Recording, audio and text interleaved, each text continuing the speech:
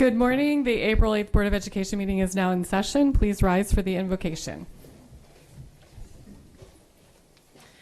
O God, we pray to administer that which is just in all educational policies, being ever mindful of your guidance, stir us to action with love, wisdom, and understanding.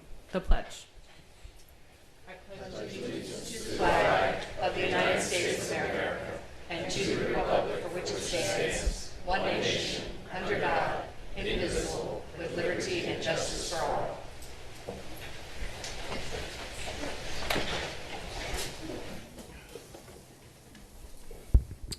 Item 2.03, approval of the minutes. Do I have a motion to approve the minutes?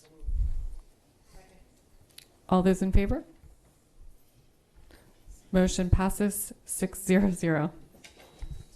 And I forgot to mention that Mrs. Burge will not be with us today. Item 2.04, establish the agenda order. Mrs. Nally. I move that the board take item 5.01, Maryland Industry Certification in the Centers for Applied Technology, out of order and consider the item after the public comment. I also move to add item 2.11 to the agenda, International Parent and Community Advisory Council report, after the CAC report. Second. All those in favor? Okay. Item 2.05 are board recognitions. We actually have two today. And the first one, I'll have Teresa Tudor and Laura Gardner come forward.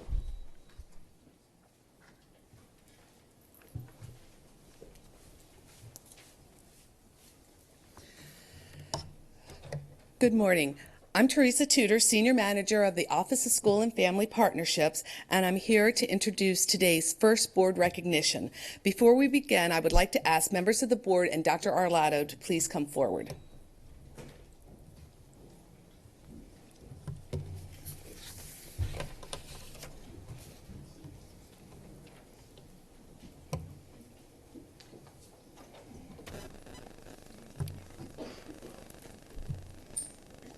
Members of the board and Dr. Arlato, today we are thrilled to recognize 19 parents who have spent many hours over the last month participating in our 5th International Parent Community Leadership Academy.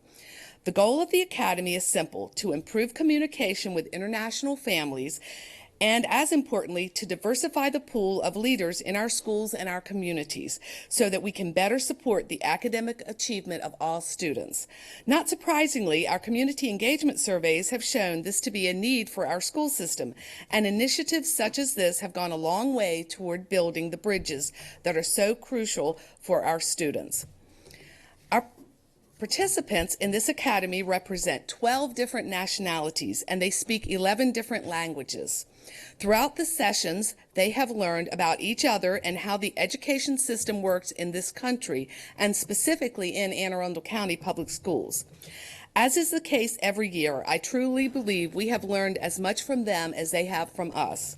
Together, we have worked hard to develop necessary leadership skills, made progress toward becoming culturally proficient leaders, and discussed at length the many challenges facing immigrant students and families.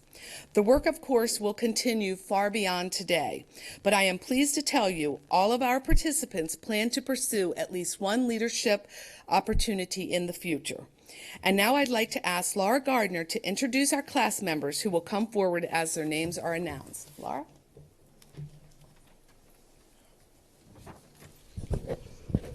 Good morning. First, I'm going to call up Angelica Virgil.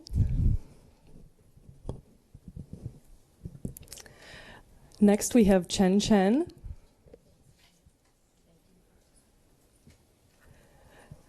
Gladys Jarena.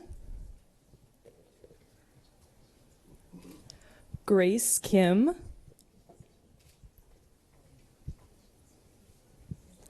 Chungmin O'Keefe. Layla Jones. Luisa Novachadlo.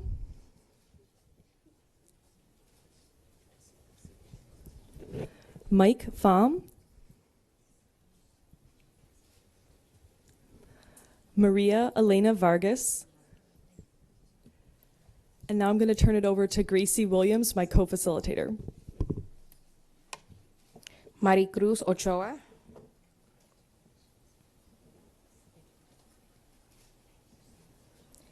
Nelis Enriquez de Argueta.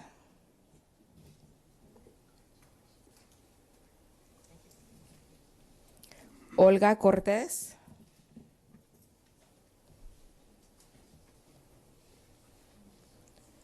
Rosa Méndez.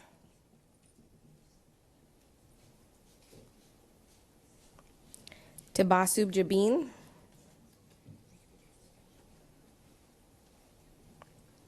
Taiwo Ajayi.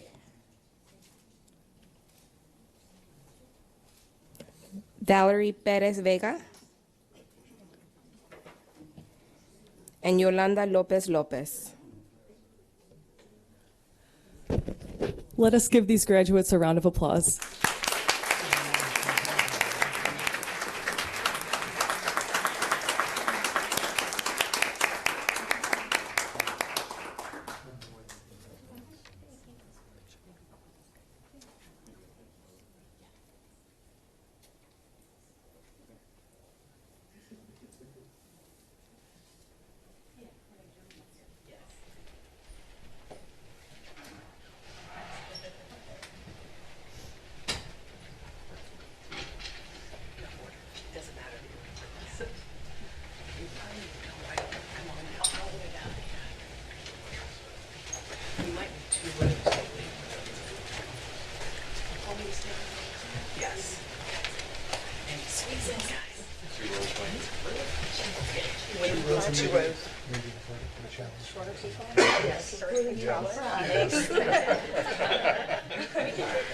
Mike, you're the only man. Let's put you in front, too.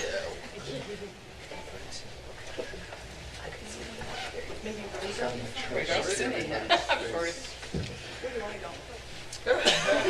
maybe what's better? Maybe behind? No, you can come here. We should just scrunch more. I could use some taller folks. I'm tall. I'll go in the back. Right here? Okay. There you go. Okay, it's coming together. Okay, everybody, squeeze them real tight on the end. What Real tight. Just make sure I can see everybody's face. Look through a window if you can. Okay, here we go.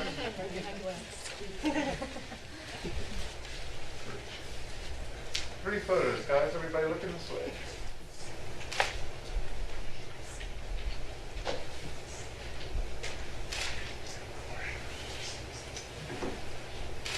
Thank you.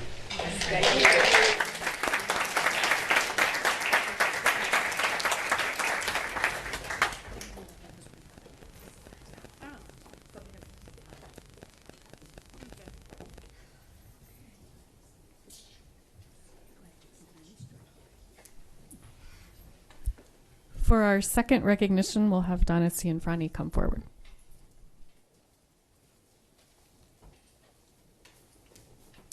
Good morning. I'm Donna Cianfrani, Regional Assistant Superintendent for the South River and Arundel clusters, and it's my pleasure to present this morning's second recognition. Members of the board and Dr. Arlado, I know that you had a chance earlier this morning to meet and talk with the members of the South River High School PowerHawks robotics team as they demonstrated their robot in the lobby for you this morning. So I'm going to ask you to remain in your seats while I tell you a little and the public about this outstanding group of students. The PowerHawks recently competed in the New York Tech Valley Regional First Robotics Competition in Troy, New York. There, they became the first county team to win the Chairman's Award, considered the most prestigious in the scholastic robotics world. That award, one of about 60 given to the more than 5,000 robotics teams around the world each year, qualifies the PowerHawks to compete in the World Championships in St. Louis later this month. The award exemplifies teams whose members not only are skilled and knowledgeable, but who reach out and act as models for other teams to emulate and best embodies the purpose and goals of FIRST Robotics. I could stand here and tell you the impact of this team has had, but it's better if you hear it from them in the video they created. So if you take a look, please. The PowerHawks Powerhouse sapling was planted in 2003. Through constant nurturing, it has grown a strong and intensive root system, which has supported the far reach of our branches. Every year, we continue to grow and thrive, expanding the reach of our root and branch system. To spread our reach and remain a strong community, we root ourselves in our outreach and sponsors. Powerhawk members tutor over 2,000 hours at our local middle school each school year. Our mentors provide support for our team, as well as the team under our wings. We also greatly value our sponsors who provide mentors and funds that make it possible for our team to push our limits and continue to grow. Over our team's history, our students have coordinated numerous FIRST events. For the past 6 years, we have organized an FLL Qualifier and Junior FLL Expo, the South County Showdown. With each year, its impact has grown in size and scope. We also host a yearly FTC Qualifier at the U.S. Naval Academy, where we promote each FIRST program to teams in the community. These events allow enthused FIRSTers to enjoy the company of fellow teams and community members as they display the skills they've learned. Mentoring and hosting events are just 2 ways that we get involved, but things continue to sprout up and out from there. The most concentrated impact of our team is on our local community. Last year, we founded an annual Powerhawk summer camp that introduced 18 middle schoolers to the significance of STEM and first through robotics. The camp was so successful in exciting the students about STEM and their futures that we've expanded our camp to more than double the impact this year. In addition to our summer camp, we also benefit our community through service events aimed towards teaching local children about the FIRST values and life inside the robotics program. To stay involved in Maryland, we've participated in events including the Milcom Conference, the Chesapeake Regional Tech Council Thanksgiving, and the YMCA Thingamajig. At the Milcom Conference, our students joined others from the area to train in PTC Creole. The CRTC Thanksgiving, as well as events from our other sponsors, allows us to showcase how their support has helped us grow. Finally, the YMCA event and numerous other STEM nights throughout our county allow us to present FIRST to students from throughout the Maryland, D.C. area. Finally, we were given a chance to spread our values on a national level. Last year, one of our team members testified to the U.S. House of Representatives about how FIRST has impacted her life beyond high school. Our head mentor also contributes to the National Capital District and Chesapeake Regional Planning Committees. This allows the Powerhawks to have an integral role in the expansion of FIRST in the Maryland area. Lastly, we got the opportunity to present our robot at the 2014 USA Science and Engineering Festival in Washington, D.C. We were able to directly engage children with our robot from this past year and demonstrate FIRST to over 350,000 attendees. The Powerhawks strive to continuously grow. Through our strong roots and trunk, we are able to expand our canopy to benefit more people every year in our local, state, and national communities, all while providing a life-changing experience for the students and mentors who make up the Powerhawk. Pretty impressive, right? So as they come forward with their robot, of course, please join me in congratulating this very impressive group of students, teachers, and parent supporters.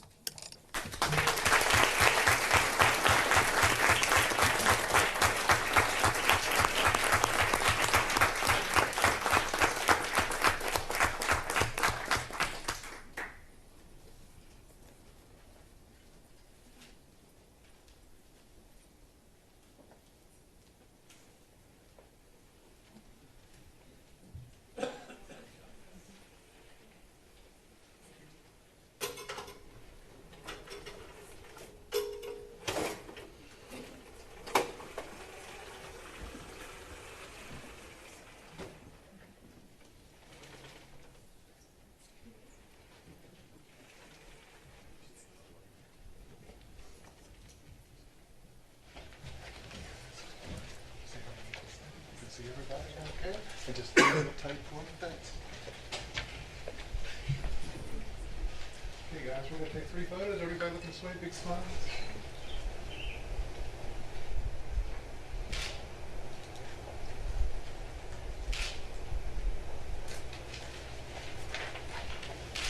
Thank you.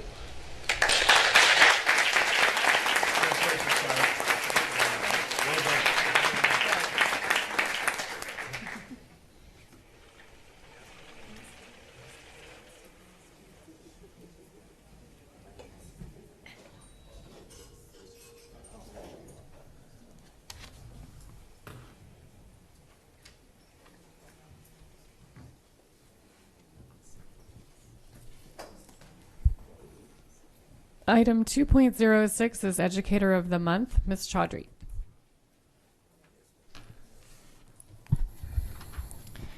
Today, the Board of Education recognizes an educator in our school system who is described by his colleagues as an outstanding teacher, an excellent leader among educators, and an inspiration to his students and colleagues. He is a man with great aspirations. Zachary Lloyd, South River High School avid teacher, is an experienced professional who has been involved in educating students and training his colleagues on avid strategies with one goal in mind: student success.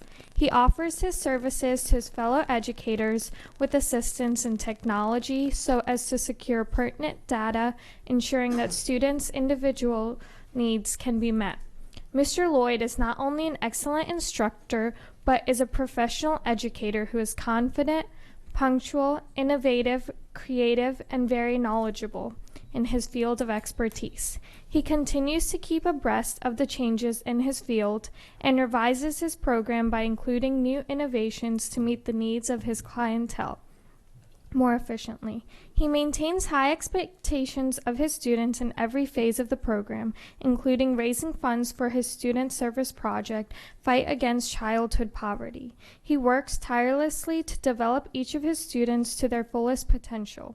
His work with a group of challenging male students, distinguished gentlemen, is particularly noteworthy, as these students might not be successful without his guidance and close monitoring. Zachary continually displays a high degree of professionalism. He maintains good relationships with students, staff, and the community. Whether he is in the classroom, in the hallways, on the field coaching, on the field supporting, or out in the community, he is always available and supportive. As a member of the school's strategic planning committee, as well as the equity committee, he has earned the highest respect of all those with whom he comes in contact. Mr. Lloyd has worked with various levels of students and is aware of their needs and the necessary strategies required for them to be successful academically. AVID is not just another program. At its heart, AVID is a philosophy that holds students accountable to the highest standards, providing academic and social support, helping them rise to the challenge. Zachary's commitment to the AVID program is a testimonial to his ability as a teacher. Zachary Lloyd, you prepare your students to become lifelong learners. You are enthusiastic, energizing, inspirational, committed to excellence, and passionate about educating the whole student. So for these reasons and more, the Board of Education is proud to recognize you Educator of the Month for April 2015. Congratulations, and if you could please join me up front.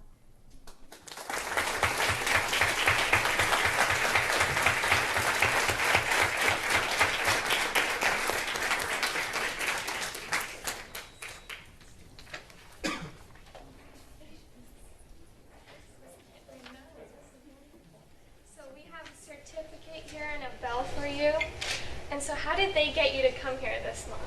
Our AVID teacher specialist, Miss Arita, told me we'd be talking about J. Albert Adams and Mary Moss, and they're AVID, and the board might want my opinion. So if you guys still want my opinion, let me know. I'm ready to give it to you. Don't worry. So who's here with you? My mom flew in from Arizona, which is awesome. Mr. Meyer. Mrs. Kimberly Cox, who was our AVID elective teacher at South River, who I definitely could not do any of this stuff without her. My fiance, who I'm taking this award from, actually, because she won last month. So I guess I'll still the second best teacher in the house, I guess. Our AVID coordinator, Ms. Jen Lombardi, and our AVID teacher specialist, Ms. Dotterita. So. Thank you so much. Thank you. Principal. I said Mr. Principal, Mr. William Meyer, didn't I? Everyone has to talk to him. Everyone already knew he was here.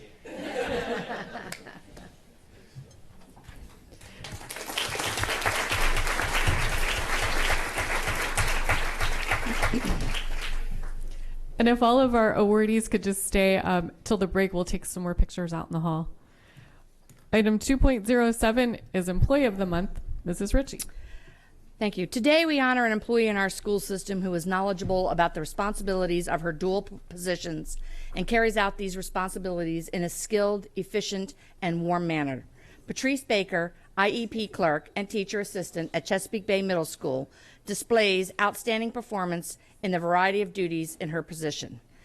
As IEP clerk, Patrice assists the IEP facilitator in finalizing meetings, schedules, sending notices to parents, faculty, and staff members, making reminder phone calls to parents, answering the phone and taking messages, mailing and filing progress reports, and submitting all Medicaid billing to the third-party billing office.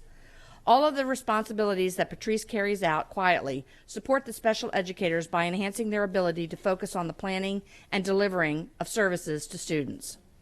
While exercising her responsibilities, Patrice's warm smile, pleasant demeanor fosters goodwill among administrators, teachers, parents, and students alike. Patrice wears 2 hats at Chesapeake Bay Middle. In addition to her role as an IEP clerk, she serves as a teacher assistant, serving as an aide to various students, implementing accommodations, and providing supplementary aid in support of their education. The duality of Patrice's position requires that she manage her time well, as it requires balance between the demands of clerking and those duties for assisting students. She demonstrates flexibility by adjusting her workday without losing the capacity to meet the demands of both roles.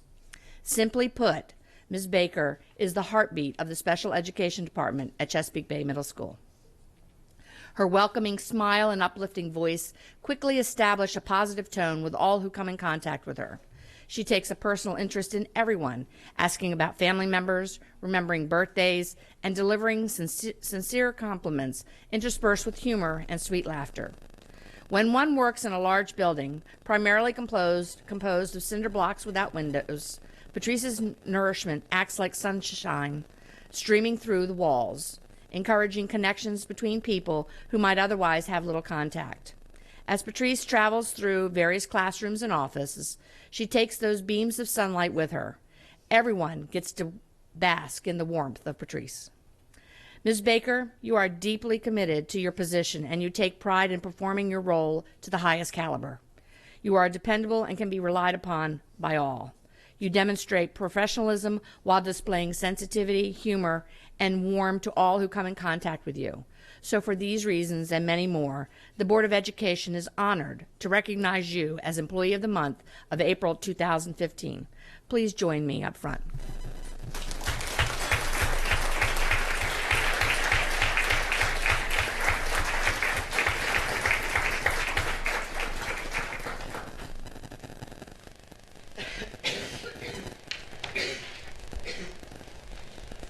This is what you call a gotcha. Yeah. We have a wonderful certificate for you. Thank you. And for when they get a little ruly and you need to be able to get them in control, a nice bell. Thank you. And how did they get you here today?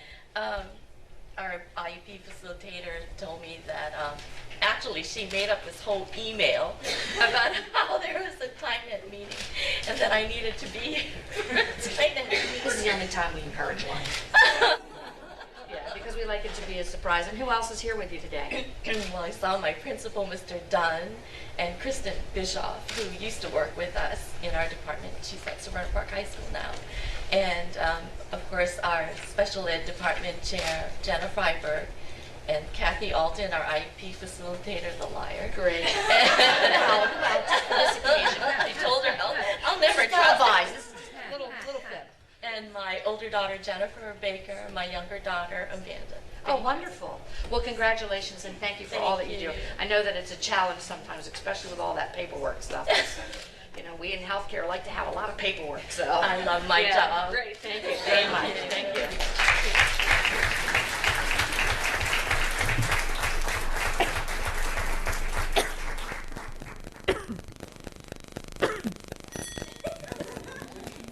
Item 2.08 is Volunteer of the Month, Mr. Webb. Thank you, Ms. Korbalak. Many of our students' parents wish they had daytime hours available to volunteer in their child's school. Some seize the opportunity later in life by volunteering once they retire to bring their lifelong experience, wisdom, and grandparently ways to enrich our students and assist teachers and staff. This month, the Board of Education is pleased to honor both Jay and Doris Garvin with the Volunteer of the Month Award for generously dedicating their time and talents to the students and staff of George T. Cromwell Elementary School. About 3 years ago, Jay and Doris devised a simple plan to volunteer every Friday at their grandchildren's school. Now that initial offer has grown to multiple days dedicated each week to the school. The staff and students happily welcome the Garvins' warm, enthusiastic presence to their classrooms and offices, knowing they are there to assist wherever they can. Mrs. Garvin is an invaluable media center volunteer. She loves to run the Chessie Reading Club every Wednesday morning. Then she stays to organize and shelve books and diligently clerk for the teachers by completing endless copying, laminating, and cutting out tasks. Mrs. Garvin ensures no task goes unfinished, even if it means she returns for an unscheduled volunteer day to complete it. Mrs. Garvin's sidekick, Mr. Garvin, shares her enthusiasm and conscientiousness to help when and where he can. Every week he donates many hours helping students with reading and math. Thanks to Mr. Garvin, third graders are increasing their reading fluency by practicing sight words and reading sentences and passages with him. Likewise, he meets with small groups to reinforce math skills and concepts, ensuring their progress toward mastering the Common Core standards. The students clamor to work with Mr. Garvin, and obviously the feeling is mutual. Principal Mary Beth Gormley declared, "The Garvins are treasured in our school. Their enthusiasm is infectious, and we are always thrilled to see them in our building. Our staff and students are enriched by their warm relationships with two knowledgeable and caring grandparents." Thank you, Mr. and Mrs. Garvin. Would you please come forward? With great appreciation, I would like to present this Volunteer of the Month certificate and bell to you.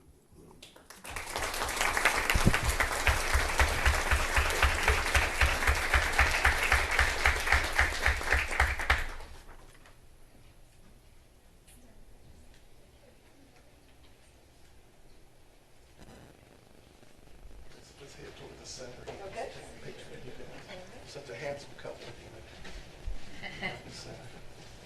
I'd like to present you with a bell and a certificate, but before I do that, I'd like to know how you got here today. Who told you what to get you here? Well, we were coming to testify about our school meetings and funding to change some things because it's an old school.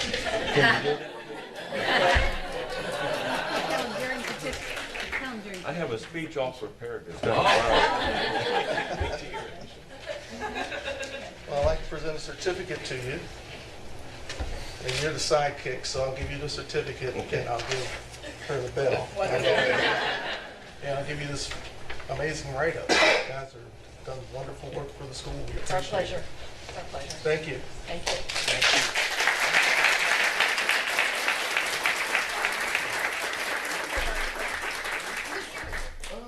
I'm sorry, our principal. Who's here with you today? Our principal, Mary Beth Gormley. I saw all those balloons and I didn't Yeah. put some on front of me. And Michelle Agnes. Hi. Sorry I missed you. Thanks again. Thank you. Congratulations. Thank you. Thank you. Mr. Garvin, you can always come and do your speech during public participation for us.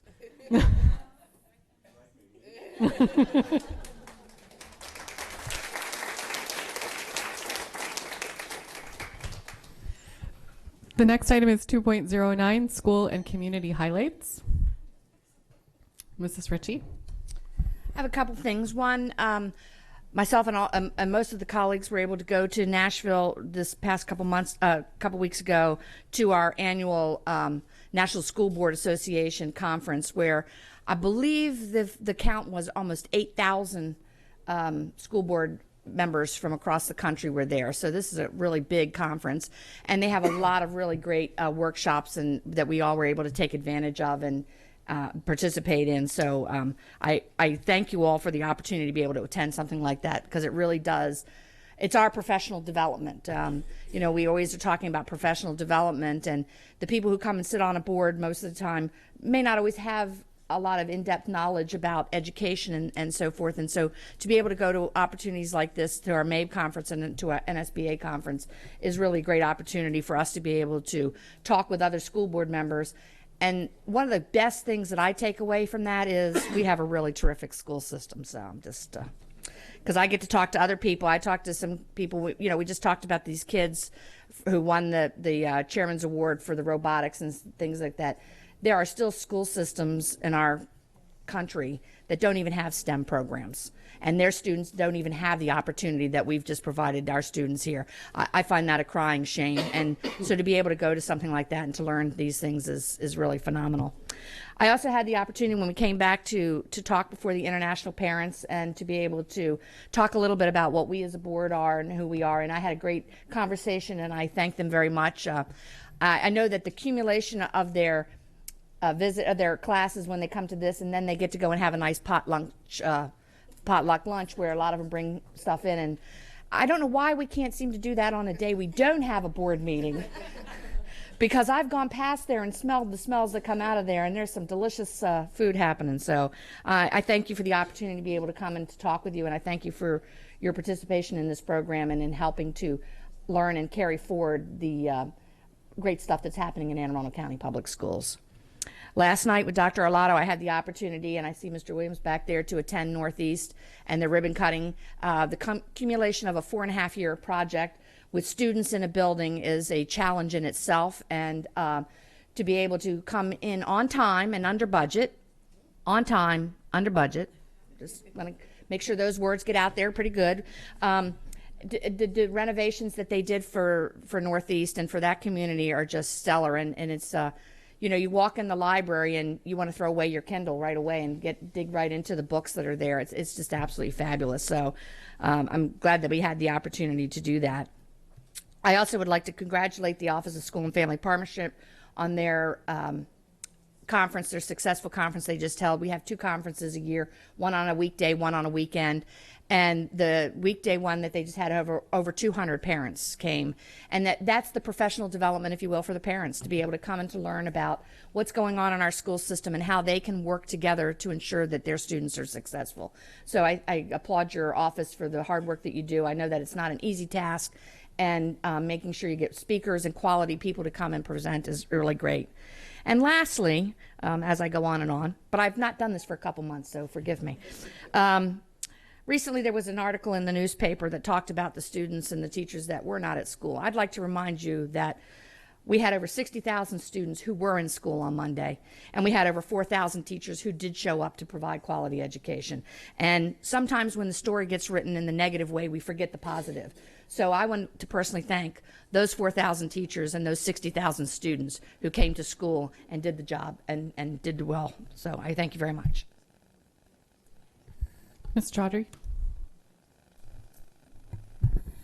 I got the wonderful opportunity to attend the AACPS Science Fair Award ceremony with Patty and Dr. Arlotto, and it was amazing because we had some amazing and talented students in our county who were recognized for their projects. And one of the students that actually got first place and will be moving on is a South River High School student, Ava Grounds. She'll be moving on to the Intel International Science Fair, and that was really nice. So I just want to say thank you for letting me go to that. Mrs. Nally? Just to add to that, I do have to put in a plug that Ava went to Davidsonville. And there was another award-winning Davidsonville student there, Jim Sappington. And so I was happy to see that. And Mr. Webb attended also. So it was just a very celebratory, wonderful event. And when you look at our robotics and program that was spoken about today, and then you attend that, everything Mrs. Ritchie said about what we are offering just comes right to the head of the importance of what Anne Arundel County Public Schools are doing for their children every day. Thank you. Dr. Arlotto? Thank you. At the risk of being repetitive, I also want to congratulate Teresa Tudor and the team on the Parent Involvement Conference. There were 226 parents in attendance. It was standing room only. It was incredibly well organized and well attended, and I was fortunate enough, honored to be asked to speak with the group early that morning, and it was very engaging. It was a wonderful half day, so thank you for that. And thank you to our parents who took time out of their busy schedules to join us and really contribute to who we are as a school system for your children. And the other is the science fair. Again, thank you to the board members that were able to join us. That was a wonderful event. It had to be postponed because of a snow date and rescheduled, and the numbers are clearly on the rise. We had 342 projects submitted. It was a 31% increase from last year. And I do want to thank the board members for recognizing that we have these incredibly talented students. But in order to get to that talent, we have to provide the programs and the opportunity to show us how awesome they are. And our teachers and our schools and our principals and our programs do that. They bring out the best in our students. And I could not be more proud to be the superintendent, to sit in front of you, to work with the people every day that try and really work hard in bringing out the best in our students. We talk about access and equity and excellence, and we've seen access. We've seen all three of those come forward in this. We've seen the excellence. We are working hard every day on the equity, and this is a clear example of giving access to our students so they can shine. And so I'm very proud to be here with you today. Thank you. Mr. Jackson. Thank you, ma'am. There are only two things that I want to mention, and since Mr. Williams is here today, I do want to congratulate him on the Northeast piece. It's like a little mini college campus up there, and I've been up there many times through the construction phases and the swing space and everything that's gone on, and students having to deal with portables and a lot of other things, and the gym is immaculate and the school is immaculate, and so I look forward to coming back up for graduation, and I look forward to seeing that educational foundation continue to be utilized for students and so forth.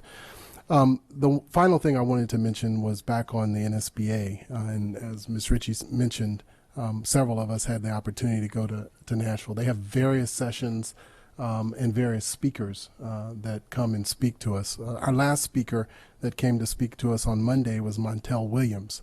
And if many of you know, he's a Naval Academy graduate. He's a nuke, and he owns a lot of businesses, speaks Chinese, does a lot of things in the community. But I want to brag because there was only one student member of the board out of all of the attendees that attended NSBA, the National School Boards Association, and that was our student member of the board, just like there's only one student member of the board that has full voting rights. And she's a superstar, and she didn't tell me to say this. She's a STEM student, but at South River. But I say that because these are the type of opportunities that you get to have when you have such capable and qualified students that are willing to be challenged and to prove that they can learn. She had the opportunity as the only student member of the board to meet Montel Williams face to face and have lunch with Montel Williams. He asked, could he be her mentor?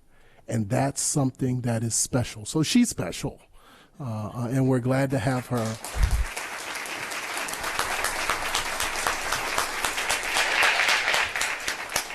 And so I didn't want to miss the opportunity to praise that good work that she's doing. We are so very proud of what she represents.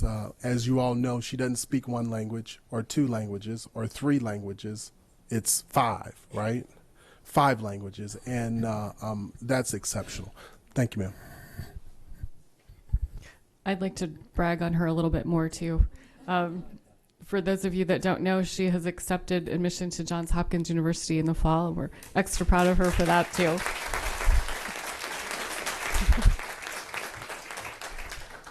And Aisha and Mrs. Ritchie and I had the chance while we were at NSBA to go visit a performing visual arts high school while we were there the first Friday. And it was an amazing facility, but like Mrs. Ritchie said, I think the whole 4 days we were at NSBA, it was just a reminder as I saw people furiously taking notes at sessions about programs and technology and tools that we've been using here for years. We are so far ahead of the curve, and we kind of lose perspective of that because we're in the Baltimore-Washington corridor and we have a lot of large school systems that are doing a lot of innovative things. But when you get out there and you see the picture across the nation, we have an amazing school system. And I am so grateful to be a part of that and to have Dr. Arlato here leading us and all of the teachers and staff that support us every day.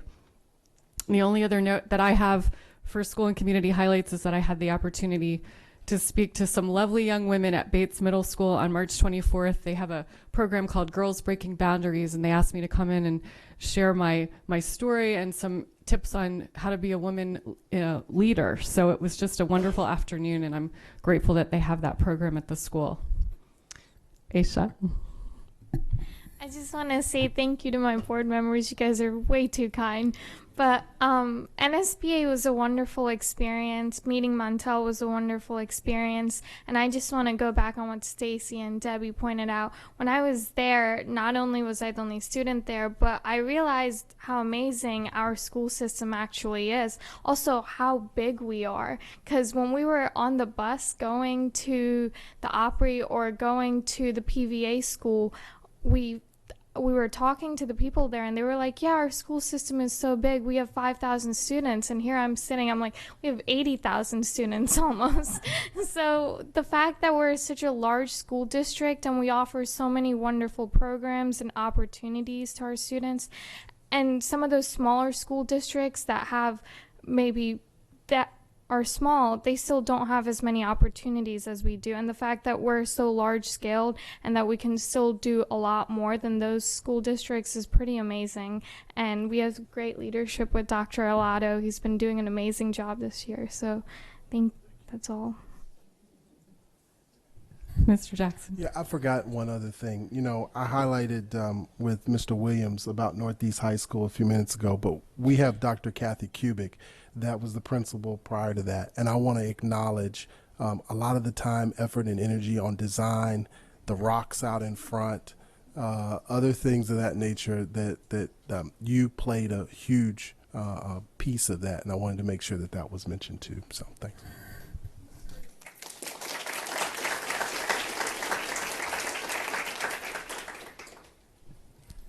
Our next item on the agenda is 2.10, the CAC report.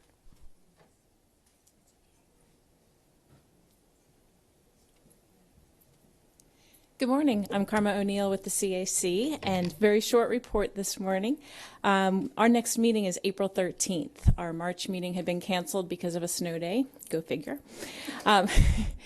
At that meeting, we're going to be getting a presentation on the budget and the process, as we have lots of our representatives working on outreach, getting people to comment on the budget, talk about what's important to our parents. We also have a couple of other committees that will be giving reports. Our communication committee has been working diligently in finding ways to communicate with all 80,000 of those students. And our equity committee has been working really hard with the Office of Equity to also incorporate all of those 80,000 students. I should say almost 80,000, right? And then we're just working on outreach. We do have 2 open spots on the CAC, and we're also going to be soliciting for new members as members are going to be coming off the CAC, and that will be taking place in May. Thank you. Item 2.11, the International Parent Committee.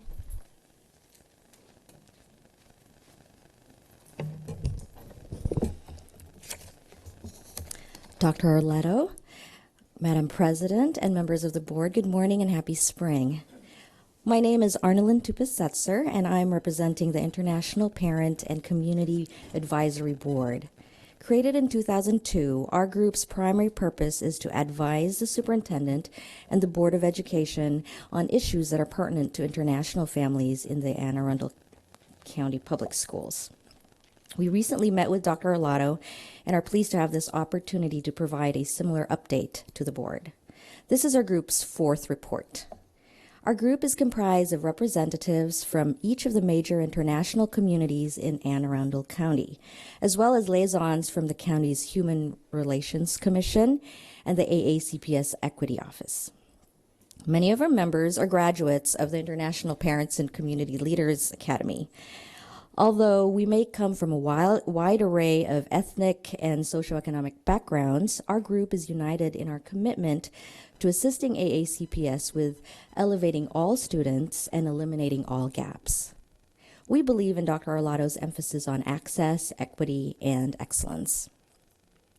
As the number of international families moving into Anne Arundel County continues to rise, we believe that now is the time to foster and develop an atmosphere of cultural open-mindedness and acceptance within our schools.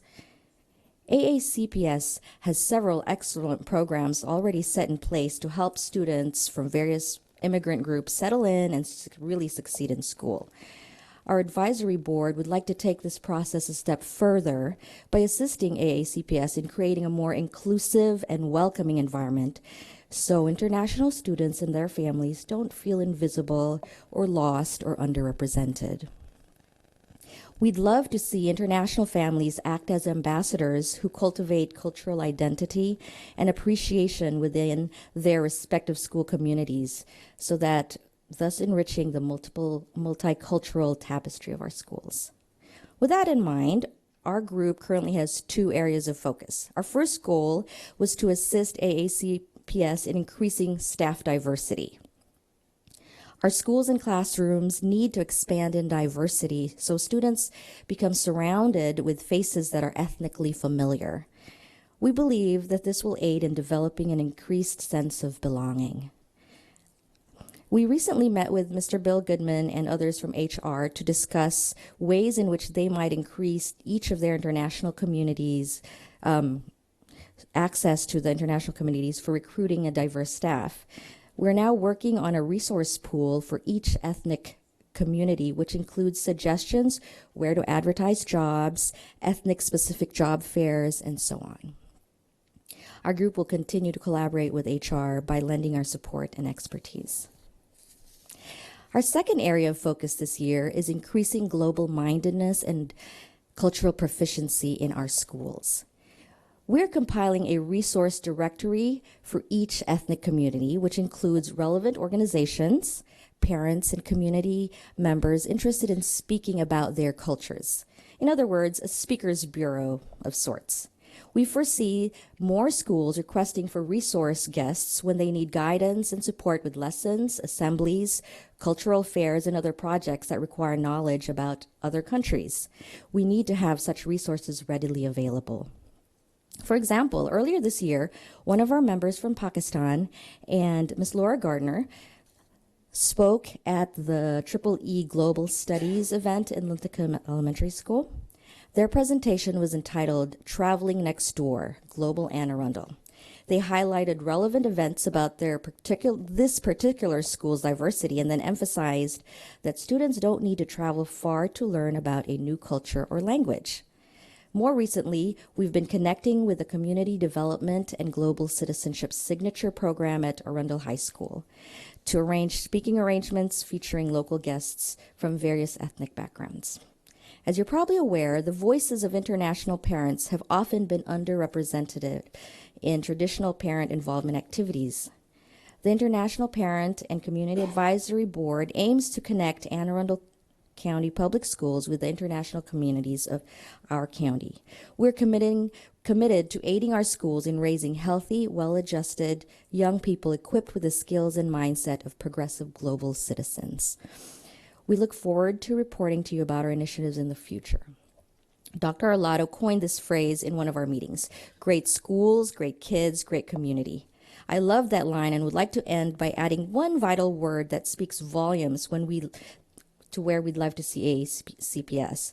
We are proud to be part of a county-wide educational system with great schools, great kids, and a great global community. Thank you for your time and have a wonderful day.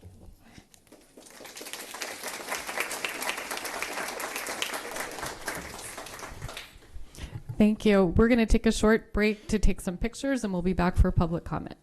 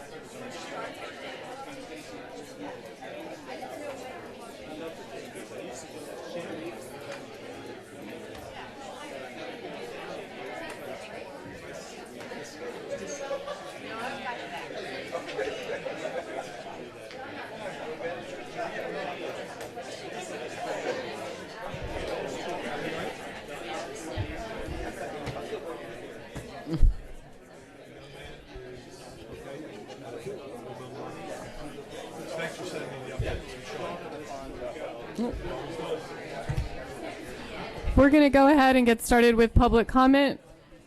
Anyone wishing to speak on an item not on today's agenda may offer testimony during this public comment portion of the meeting. Speakers will be allotted 3 minutes each, and the board asks that comments remain civil and appropriate for the various audiences that may be watching or viewing the meeting. Student-specific and personnel matters are confidential and cannot be discussed in this forum. This time is intended for speakers to voice their opinion and not necessarily as a question and answer period. Speakers may pose questions, but answers will be counted toward the 3-minute allotment. For the record, please give your name before speaking, and handouts should be given to the board assistant. I just have one completed card. Paula Harris.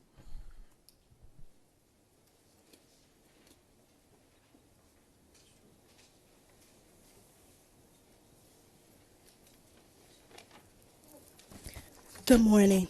I must first apologize. I don't know what's going on here, but I'm going to try to make it through. My name is Paula Harris, and I'm a member of a family that has resided for 6 generations in Anne Arundel County, specifically in what was once considered the village of Eastport in the city of Annapolis. I am here today to speak in opposition to the proposal to revise the current policy and regulation on renaming or naming schools and non-school facilities. Parents across the country have joined forces, and they are informing boards of education on what is viewed as necessary, oftentimes unnecessary, changes to school policy procedures and the day-to-day operations. So as a lifelong resident of Anne Arundel County, a former student, parent, current grandparent, and former employee of Anne Arundel County Public Schools, where I worked for 24 years before getting a promotion in another county, I'm concerned that this policy will set forth an agenda that will change and profoundly affect children and families for generations.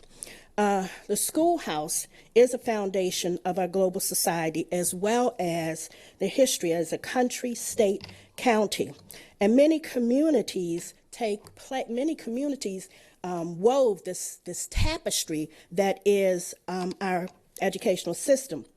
None of these stories is created from one cloth, but woven together from the evidence left in our historical record. Multiple narratives and stories exist because of the many angles from which we view our past and carve out our future. Removing the ability to honor individuals who have made outstanding contributions to the community, county, state, or nation diminishes our ability to honor the accomplishment of those who dedicated their lives to the pursuit of academic achievement for all, and to be able to honor those who are currently involved or may pick up the baton in the future. I've done some research. Baltimore County, City, Montgomery, and Prince George's County all have in their administrative procedures ways that you can honor distinguished persons who have made contributions to the society locally and globally. In a comment recently, Mr. Moser said that Dr. Arlato was opposed to naming schools for individuals. I'm less concerned with the how, and I'm more concerned with the why. Why is this focus on naming or renaming facilities? Now, I can make a lot of assumptions based on data and evidence that I'm collecting, but I won't. I'm going to simply ask for the why. I do want to say that I am adamantly opposed to the change, and I'm encouraging other citizens of Anne Arundel County to do the same. Thank you. Thank you. There are no more completed cards. Is there anyone else that would like to address the board at this time? Okay. Item 5.01, the Strategic Plan Maryland Industry Certification and the Centers for Applied Technology.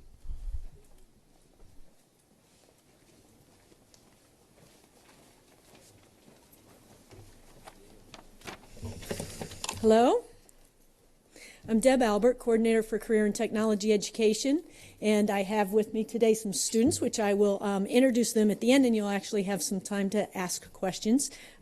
But we wanted to come today to give a little update. Last year we came and talked about industry certifications in particular, which is one of the indicators, of course, of the strategic plan, part of Indicator 7. Everyone is aware of our wonderful work that the Centers of Applied Technology doing on a daily basis for students. Sometimes, though, we tend to forget of the value added that this actually adds to our students. So I just wanted to do an update again today. The Centers of Applied Technology currently offer 25 different programs. However, many people may not realize that we also have 13 completer programs running at our comprehensive high schools as well. Those are running through the offices of Business Education, Technology Education, and Family and Consumer Sciences, and include programs like Project Lead the Way Engineering, Biomedical Science, ProStart, and those types of programs. So we're also going to talk a little bit about programs that aren't exclusive to the Centers of Applied Technology. All of our programs provide industry certification and or transcripted and college credit. And I just want to make sure that everybody's kind of clear on the difference between articulated credit and transcripted credit.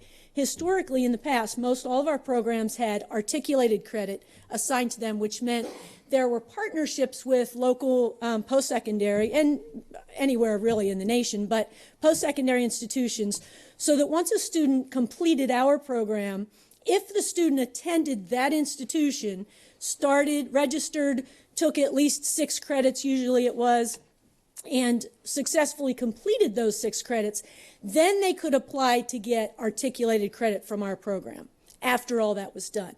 However, what we're trying to do, because that wasn't really very valuable to a lot of students, it was very specific and had a lot of, jump through hoops. What we're trying to change that to are transcripted credits. And many of the post-secondary groups that we're working with are working on one program at a time, where our instructors work directly with their instructors, make sure that our course is aligned, our program is aligned, and then our students take the post-secondary final exam. While they're our students, they get a transcripted credit for that college without ever stepping foot on the college campus or registering at the college or anything. So that is becoming a really valuable piece that we're building and growing for our programs, and we'll talk a little bit more about the numbers in just a second. Many of our programs also offer apprenticeship steps, and of course the industry certification is extremely valuable that students get. Some of the examples of industry certification, and they range from our nursing assistant. Our cosmetology students actually sit for the actual state board licensure. We have industry certifications in automotive, in welding, in all of our construction trades. All of our programs have some industry certification related to them. Last, the graduates from 2013, we had a total of 387 graduates who left us earning at least one industry certification. Most of our programs have opportunity for students to earn more than one. This past year, we had 426 graduates leave us earning at least one industry certification. Part of that growth is that we are trying to expand programs as well, so that we are offering additional opportunities to students. The transcripted credit piece, this is again kind of new. We've only been doing this for the past few years, and each year we try to add 1 or 2 programs to it. But in 2013, we had 68 students leave with 237 college credits, and this past year we just about doubled those numbers with 140 students earning 467 college credits. This equates to over $54,000 in tuition that saved from our students getting transcripted credit while they're with us. And then dual completion is also something that we're really striving for, to make sure that our programs are aligned and really are supporting college and career readiness. So dual completion simply means that students meet the university system graduation requirements, but they also meet a career completer graduation requirement. So they're taking at least that 4-course sequence that's approved by the state. In 2013, 54% of our Center of Applied Technology graduates met both, were dual completers, and in 2014, 56% were. So we're also moving in the right direction there. And then just a quick note on how we are working to expand these opportunities for students. We have added pharmacy technician to our Academy of Health Professions at the centers. And it isn't a whole new program within the center. Our students who are currently attending Academy of Health Profession will actually earn this in addition to the other certifications that they can currently earn. We have a new program that is at North County High School that Maryland State Department of Education just recently accepted as Career and Technology Education program, and it's going to be actually presented to you later in the agenda. We got moved, so we're out of order. But students, this is a specific program that supports their signature program. And students will actually be leaving us with 18 college credits transcripted. They can earn the certificate from the community college and the Global Logistics Associate certification, which is the industry certification. We are also proposing to start 2 new computer science programs, one at Meade High School and one at Chesapeake High School, and that will enable our students to earn the industry certifications, as well as there's some AP coursework involved in that, but it will add the industry certifications that you see there. So we're working towards identifying completer programs for high schools that support their signature, and at our tech centers, identifying really those high-tech programs that we might want to bring in as other programs are maybe phased out because they're not, high-tech enough, or maybe industry doesn't support them anymore. The 2 students I have with me here today, Marlena Lewis is representing Cat South. She's currently a student in the automotive technician program. And Chandler Kerr is here from Cat North with printing and technology. Created a very short video, and then questions will be after that. I heard about the program through my brothers and sisters before me, and they had gone through it and they had a lot of fun. So I figured I'll give it a shot.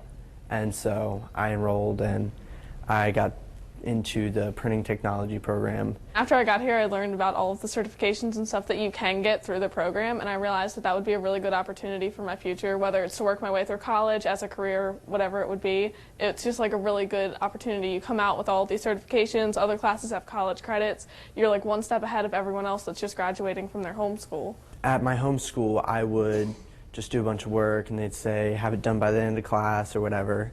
But here it was, we actually went and we worked on stuff that was more relevant, and it really helped me learn a lot better because it was more hands-on. I'm a really kinesthetic learner, so I learn best by like taking things apart and putting them back together. So like at the homeschool, they teach you all about like different concepts and things, and but it's all on paper really. Like they teach you how to write, they teach you how to do like math and things like that. But here you actually learn like a real skill, like something that you can go out and you can just already do. And it just like was a really good learning experience for me because I'm visual and kinesthetic, so I saw it and I got to do it. Without Cat North, I wouldn't have any of the certifications that I have, like the print ed certification, and that was just something that we did during class. I actually have my all 6 of the ASE student certifications that we take here at Cat South. So I have the steering and suspension, brakes, engine performance, engine repair, electrical, and maintenance and light repair. I got the opportunity to compete in Skills USA, and my first year that I competed, I went through regionals and placed first, and then I went to states, but sadly I didn't place. But then I came back the next year, and with all the training that I went through, I ended up getting first in regional, states, and in the national competition. As like a graduating student, you already have the skills that some people don't learn until after they graduate, so you're already one step ahead of everyone. Now that I'm actually in the workforce and know what it's like, I look back and I say, I did all the same stuff, it was all the same. So it really helped me see what it would be like and to prepare me for it. My ultimate career goal is to go into cancer research, and one of the biggest skills that you actually learn in automotive is like you learn how things work and then you learn how to apply them. And if you really think about it, researching is the same way. You have to research how it works and then you have to think of a way to fix it. The school's motto is the school that works, and it's really more than just a slogan. It really worked for me, and I know it could work for anyone else. It's fun and you learn, and you don't even necessarily know that you're learning the concepts because you're having so much fun. It's absolutely invaluable. There's so many opportunities, there's so many different choices that you have, and you really can go straight from here to work, and it's just nothing you can find anywhere else.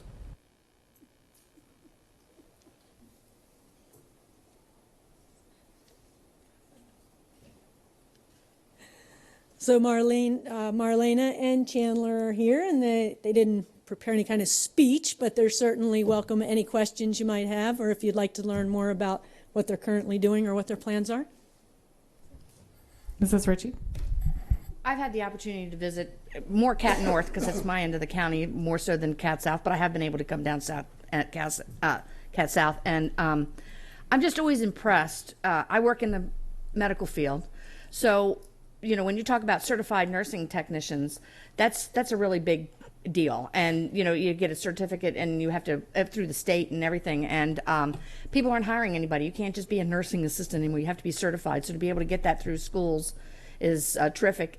not only that, a lot of these jobs that you can get will also then help you with tuition later on, because a lot of places have tuition reimbursement, and especially the pharmacy piece. There's a lot of places will come and work for them and show that you're a good student and a good worker, and they'll pay for you to go to pharmacy school.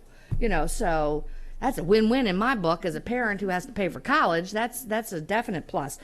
Now, Marlene, you had said something, you're doing the automotive, and hey, that's cool. You said you wanted to go into cancer research? Yes. Oh, that's very cool. So you're taking a lot of chemistry as well? I did take AP chemistry, and then I also did biology at the community college on like nights and weekends the first semester. So that's been really helpful, because obviously it's going to be either biochemistry or microbiology as a major. So great feel. And what do you plan to do, Chandler, with your? Well, right now I work for the Department of Defense, and I plan to continue with that. And I'm sure they got some money there to help you go back to school with too. Yeah, that's terrific. And for too long, I think we have really helped these programs to really shine now that we hadn't before. And for kids to be able to come through here and have this great opportunity, because we're partnered with people who are doing this right now in the real world. So it's not like we're using antiquated equipment. We have real life going on in here, and so the skills you're learning, I think, as you mentioned before, are they're relevant, and that's extremely important to have the relevancy. So congratulations to all of you and to your teammates as well. Dr. Arlato. Thank you. I think you guys are awesome. So thank you for sharing today. Video was great. Thank you. I do want to talk about one piece that I saw on the video, but I also want to recognize the hard work that goes into moving our CAT centers, both CAT North and CAT South, forward. Both their principals, Dan Schaffhauser is here from CAT North and Tom Mylans from CAT South. These are innovators. They and their staff work very, very hard. And as you say, these are industry folks. These are folks that come in from industry to work with our students so they know what the real world is. It is not about the research itself. And what's good or bad, it is exactly about what's happening out in the work world. And so these are innovators, both Mr. Schaffhauser, Mr. Mylan. So we're glad to highlight the good work that you all do, and these wonderful opportunities. It goes back to something we said earlier about opportunities and access for our students, for them to find what works for them, printing or automotive, right? And you put those together, and we create opportunities and access for our students. Marlena, you made mention of something that Ms. Ritchie talked about, and connecting automotive to cancer research. And there's not a lot of people who would make that connection. And so I want to highlight that for a second, because that's really very cool. And with so many times we think about the career and technology field to the work world or just going to college, and really is a combination of both. It makes you better at both, I think. And so you talk about the research and the diagnosis. Can you tell us, just highlight that for a second, that research and diagnosis part and how you put those together? Well, if you really think about it, when you're researching a disease or anything in general, like I said in the video, you have to know how it works in order to find out why it's not working. So it's just like a car. You have to figure out how everything works in order to realize why it's not working. So instead of just trying to fix it, you have to relate it to the cause too. Fantastic. Thank you. You guys are wonderful. Thank you for taking the time. Mrs. Nally. Over my past 8 years on the board, I have visited CAT South and CAT North many times. I've attended, and I really, as an elementary person, didn't know anything about it 8 years ago. And when I attended the first graduation and the first, I was amazed. I was amazed at the number of students who were receiving academic scholarships, full rides, Johnson and Whale, all kind, and I would just kind of blew me away. So I wanted to learn more. And as I visited these centers again and again, I saw students like you who were looking at this as an expansion. And then I kept hearing about Skills USA, and I didn't know anything about it. Well, I am impressed. First. And that is a big deal. I don't think if anyone doesn't know about Skills USA, I learned about it. And first in your local regional, and then you eventually went on to the national for first. And that is, how many people competed? In my competition, it was about 30 people, but overall, it was like 6,000 people at the Yeah, event. there's 6,000, and I kind of followed it and watched. So it was amazing. And then I went and visited and saw folks. I think it was at Cat North. Getting ready and preparing for it. I did it at Cat South too, and I was just amazed. So, congratulations to you. That's impressive. Congratulations to you, and I will look forward to hearing more and more about those wonderful, wonderful opportunities there. Ms. Chaudhry. I just want to say thank you guys for coming. And I actually know Marlena on a personal level. We go to school together and we've had classes and we're friends. And we were a part of Key Club together. And I got the opportunity to meet Chandler during the break because whenever I see kids not kids, but people my own age and in the boardroom, I always go to them, or I always want to talk to them and ask them why they're here and just get to know them. So I never took Cat South or Cat North. I never went that way, but you said you work for the Department of Defense right now. How does that work? That sounds so cool. Well, I had applied early into the year, and I went through all the interviews and everything that I needed to get through. And then I eventually, through the high school work study program, I got a clearance and am now working there every day. That's so cool. I'm just going to say that. Mr. Webb. Did I just hear you say you got a clearance? Yes. You know, that's worth about $25,000 right there, right out of the gate. That's amazing. Mrs. Ritchie. Yeah, I was going to say about the clearance, because some people don't really think about it, and when they, put stuff up on Facebook, whether it's true or not true, that could stop you from doing that. So I hope that you're sharing with your counterparts the importance of maintaining their integrity, and what losing that by putting something stupid on Facebook or any Instagram or any of these other multiple things that are out there, what that can really do in terms of limiting you as you move forward. Because once it's there, and they don't want anything to do with you if you've done something that is, like if you're hanging out at a party that you're not supposed to be at, that's going to maybe stop you from getting this, what'd you say, $2,500? $25,000, jump ahead. And that will make a big world of difference when you go to buy a house. Mr. Jackson. Thank you, ma'am. I just want to thank Ms. Korbalak, and we've had this conversation before with respect to the need to celebrate our CAT centers. We do a lot and spend a lot of time in our strategic plan and other places talking about AP classes and all those things, which are great. They're absolutely wonderful. But we also have to place some importance on celebrating our career readiness programs. And I thank you both for coming in. We have to have carpenters to help build our homes. We have to have plumbers and electricians to help us make sure we've got lights in our homes and plumbing in our homes. Those professions are worthy professions that we need people in, and we need to help educate our students at being in. So there's nothing wrong with college readiness. We need folks to be college ready. We also need folks to be career ready. And I thank you both for taking the time in order to share with us your story, because it's an important story. And I hope that as we go throughout our future years, we'll take some time to continue to highlight this important piece. Our CAT centers are so important to multiple children throughout our county. And so thank you to our two principals.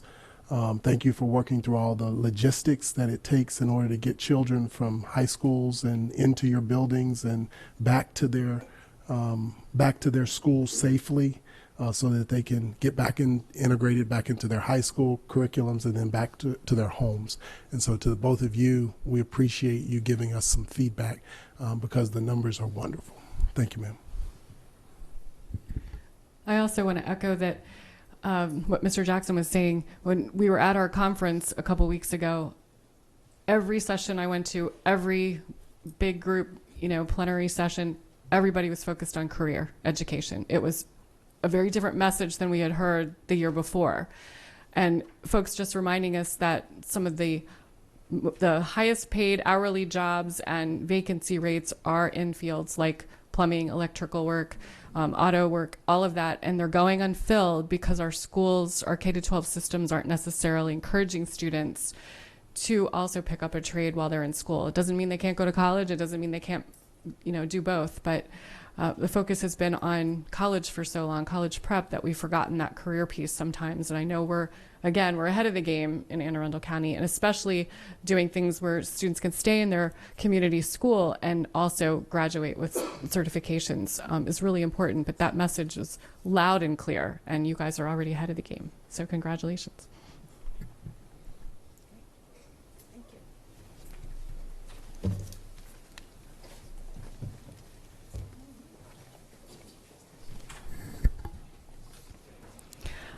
All right, the next item on the agenda is 4.01, Administrative Personnel Report Appointments. Dr. Olato, your recommendation?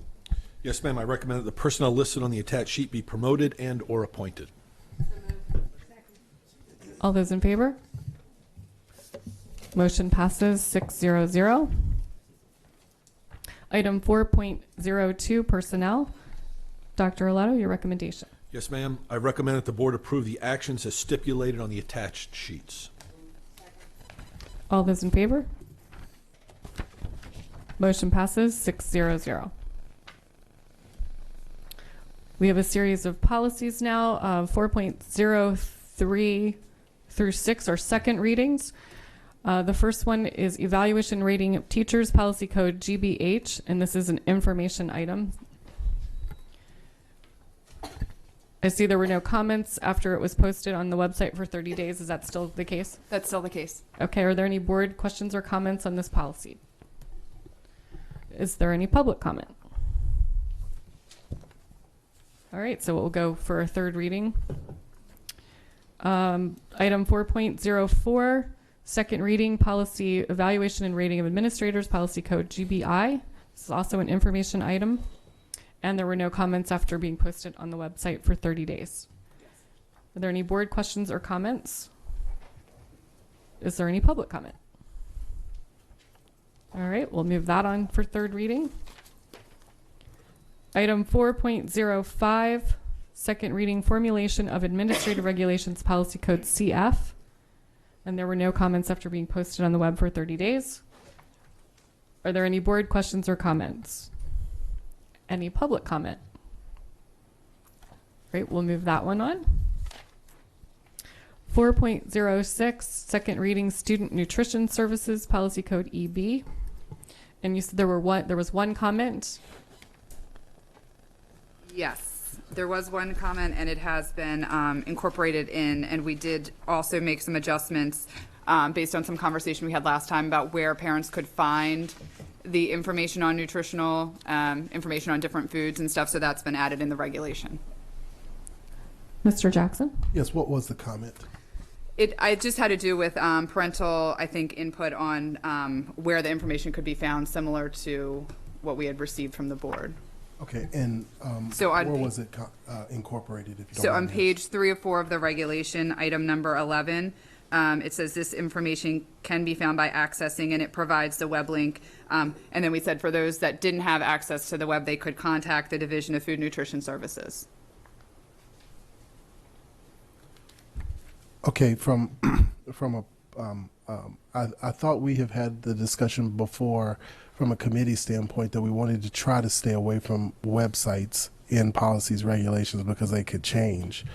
And I agree, we did have that conversation, but the feedback I received from the board at the first reading was that we did want it to include that there. So we're at second reading. If the board's in a different place now, we can look at it. But given the access to it, I think there was also a lot of discussion because we had a bill that was filed and said, transparency in school systems to know where food, where nutritional information could be found for the foods that we're serving in our schools. And so we thought this was another way to do it. And since it's a reg, we could change it easily, but you're absolutely correct. We have had those conversations at policy committee. We did make the decision on this particular regulation to include it. Okay. If the board's okay with it, I mean, the biggest reason we've had that conversation before is we just didn't want to break a link. But I mean, it's in a regulation, so I mean, we could change it without a whole lot of, hoopla. If the link changes. If the link changes. Yeah. Okay. Thank you. Mrs. Ritchie? Yeah, and I support that. I understand about not wanting to put links in for all different kinds of things, but our website is not going to go away. So, that's number one. And we could just make sure that when we do something like that, because we're putting more and more stuff out there for people to be able to access. And, I'm not of the generation that came up with computers, so it takes me a little bit longer to click through things. And I get very frustrated when I think I know what I'm looking for, but I have forgotten to put another word in front of it because we have a thing at work called post-huddle falls. So I look under falls because I think they're going to everything that's supposed to be under, but no, it's not. It's under post-huddle. So, but if I didn't know it was, so what I'm saying? So being able to have some links sometimes makes it much easier and less frustrating for people like me. So I appreciate it. Thank you. Is there any public comment on this? All right, we'll move that to third reading. Item 4.07 is a first reading, use of personal electronic communication devices by students, policy JCO. We have a presentation. Just brief. Jessica Cutchess, Policy and Legislative Counsel. The Office of School Performance and the Technology Division bring policy JCO, use of personal electronic devices by students, to you for first reading. This policy was last updated January 23rd, 2002, and this policy and regulation are being updated to conform with changes in technology and provide schools with the flexibility they need to ensure that personal electronic devices are used to advance educational purposes for students. This policy will be posted on our website for 30 days for public comment, and we welcome any questions you may have about this policy. Mrs. Ritchie? I did note, okay, I think this is great because you're always going to have the person that says, well, what happens to the student that doesn't have that? Well, there's going to always be that thing, but more students have it than don't have it. And so we can work with those kind of things. If you don't have it, you're not going to get punished for not having a cell phone. That's number one. Now, one of the things, since I pay our cell phone bill, that I worry about is the data usage and and so forth like that. So we're not anticipating that these are going to be like gobbling up a lot of data and things like that in terms of how much your allowances can, because I have whatever the max is, but I mean some people have cutoffs and things like that. So and they share phones within families.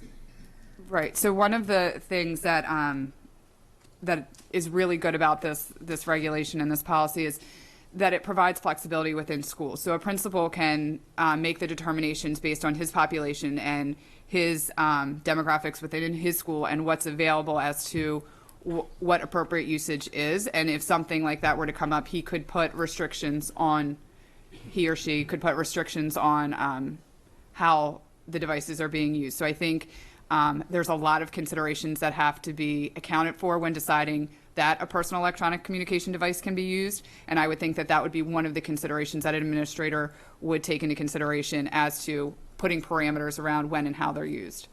Well, and remember, I'm not the tech savvy person, so I don't know whether this is right. But my daughter and husband tell me to use Wi-Fi because then I don't use the data. So we're going to be able to use the Wi-Fi in the schools, or no? No, and I have Mr. Birkins here from the technology department, so he's going to tell me if I say anything out of line. But my understanding is that at this point, students are not able to get into our system and our Wi-Fi. They would have to use their own personal, like you said, data usage plans that they had available. Yeah, and are we looking at some? As we progress, and because the fact is that electronics are not going to go away, and so we're going to have to be able to look at different things. And I understand not wanting them to be able to access our thing because there are some really super smart kids out there, and sometimes it's fun to try to beat the system. So we don't want to encourage anybody to do that. Not only students, but anybody else. So are we thinking for future? Years down the line, figuring out how we can make Wi-Fi accessible and for public use, and also for what we use it for. Yeah, I'm Dave Berkins with the Technology Department, Senior Manager of Telecommunications Business Services. And that is, I think, a goal of Superintendent Arlotto is to expand on the bring your own device initiatives. But there's a lot of background stuff that has to occur before we can implement that. Security, not only for the kids on where they can go and filtering content and that sort of thing, but also bandwidth issues. Do we have enough wireless in every one of our schools, which we are 100% wireless in every one of our schools, but is it enough? And all those things have to be explored yet, and Mr. Barlow has certainly had those conversations with Dr. Arlotto and will continue to have those and get to a place where we can budget for the expansion of all that stuff and everything else. And as we move forward with the policies and so forth like that, and the student handbook and the parent handbook, are we planning to have some pieces in there that talk about the electronics? Because the fact is that we know kids bring them to school, and there's proper ways to use them and there's improper ways to use them, and we have found that in some instances, having the cell phone has actually saved lives with children because of unfortunate incidents that have occurred. So we don't want to, go backwards, but we also want to make sure that people understand that this is their property and they're responsible for it. So that if something happens or it gets lost, stolen, broken, or things, that they are still the persons who are responsible. It'd be no different than going to the amusement park and having your cell phone on you and something happening as well. So Right, and currently there is language in the employee handbook as well as the student code of conduct and the student handbook that speak directly to the issues that you just spoke about. I'm just not as well versed in the parent handbook. I don't know if it's in there or not, but yeah, we can. Oh, it is in there. Yes, yeah, because typically, yes. Was you can't have it. So now that we're starting where we're bringing our own devices, we're looking at more of those kind of things. We need to make sure that the language in there reflects those kind of things as well, and that kids won't be penalized if they don't have it. But absolutely. But I think more kids are going to have it than not. So, Mr. Jackson. Just a couple of things. I'm glad to hear you talk about cybersecurity and NIA. Information assurance is huge across DoD, and as we move towards that, we've right now, from knowing where from in dealing with my DoD networks versus dealing here, the IA associated with what they're pushing is a whole lot more stringent than those IA requirements that we have here. You can plug anything for the most part into this computer, but we know we have Chinese thumb drives that you stick in, and DoD won't let you do that anymore. We can't use thumb drives. And so, there are some continued IA concerns as we move toward bring your own device, and I'm glad to hear you talk about some of those. And I would ask the superintendent for us to, if he could have a conversation, I'd love to have a conversation with you down the road about what is that strategic plan as far as getting to bring your own device. And I know you all are just starting to have some of those conversations, but hopefully we can have some of those here at the board level so we have some kind of timeline for when we're going to see this maybe policy brought back before us again, whether it's 2, 3, 4 years. The last time this policy was brought before us, this is a 2002 policy. We haven't changed this in 13 years. Okay, and the regulation's a 2004 regulation. So we haven't really touched these policies and regulations for over a decade. So the reason I say that about IA and about bring your own device is I hope it doesn't take us another 10 years to get to the point where we're looking at these regulations and policies again associated with those IA concerns, addressing those IA concerns so we can get to bring your own device down the road. The other thing that I want to mention, and the last thing is, there's a high sense of trust that I believe this board is placing into our Office of School Performance and our principals, because we don't want, Southern Middle School to have a policy regulation at the principal level that says you can't use your own device at all. And we go all the way up to North County, and North County's principal says, oh, it's wide open. And so there's a huge sense of trust that is being placed within principals at the principal level, building principal level leadership to ensure there's some type of equity across our entire county for what is going to be allowable. And teachers, quite frankly, have to consider that inside of those buildings about what's going to be allowable. We only want to use technology for what's instructionally based, what will help a child to be able to academically achieve more. Get it, got it.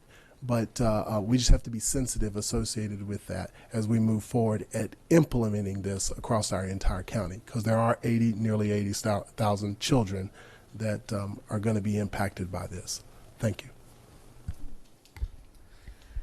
I first want to just say that I love that this policy is just another step along the path to using technology to transform our schools, whether it's the students' technology or the technology we provide. So I'm very grateful to see this. And I just had a couple of English professor things, and then I have a question about one. It's all in the regulation on page 1 of 3 under procedures, where we start kind of midway down, where it says examples of personal electronic communication devices include, and we have a whole list. Could we just say examples of personal electronic devices include but are not limited to? Absolutely. For all the things that have been or will be created before we revise this again. That's a great addition. Thank you. And then 3 in the paragraph, you've got policies and regulations instead of policies. Oh, okay. And then just a couple questions also for 3, where 3B says teachers shall determine authorized use, but the initial paragraph says the principals will determine the extent of, and the rules related to the use. I assume that the teacher can't determine the use unless the principal has authorized it. Is that the intention of the way this is worded? Right. The concept is there would be a philosophy. Well, the philosophy is written in the policy. Yeah. So to Mr. Jackson's point, I don't think there's a school that can say we're not going to use technology, because the board has clearly said that they support the use of these devices.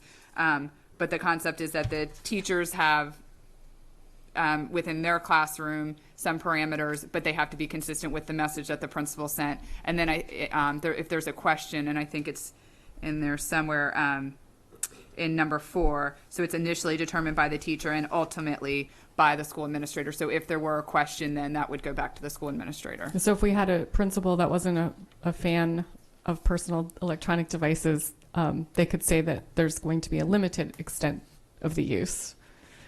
But if you have a teacher that's very open to it, then the teacher will have to resolve it with their principal. That's correct. Okay.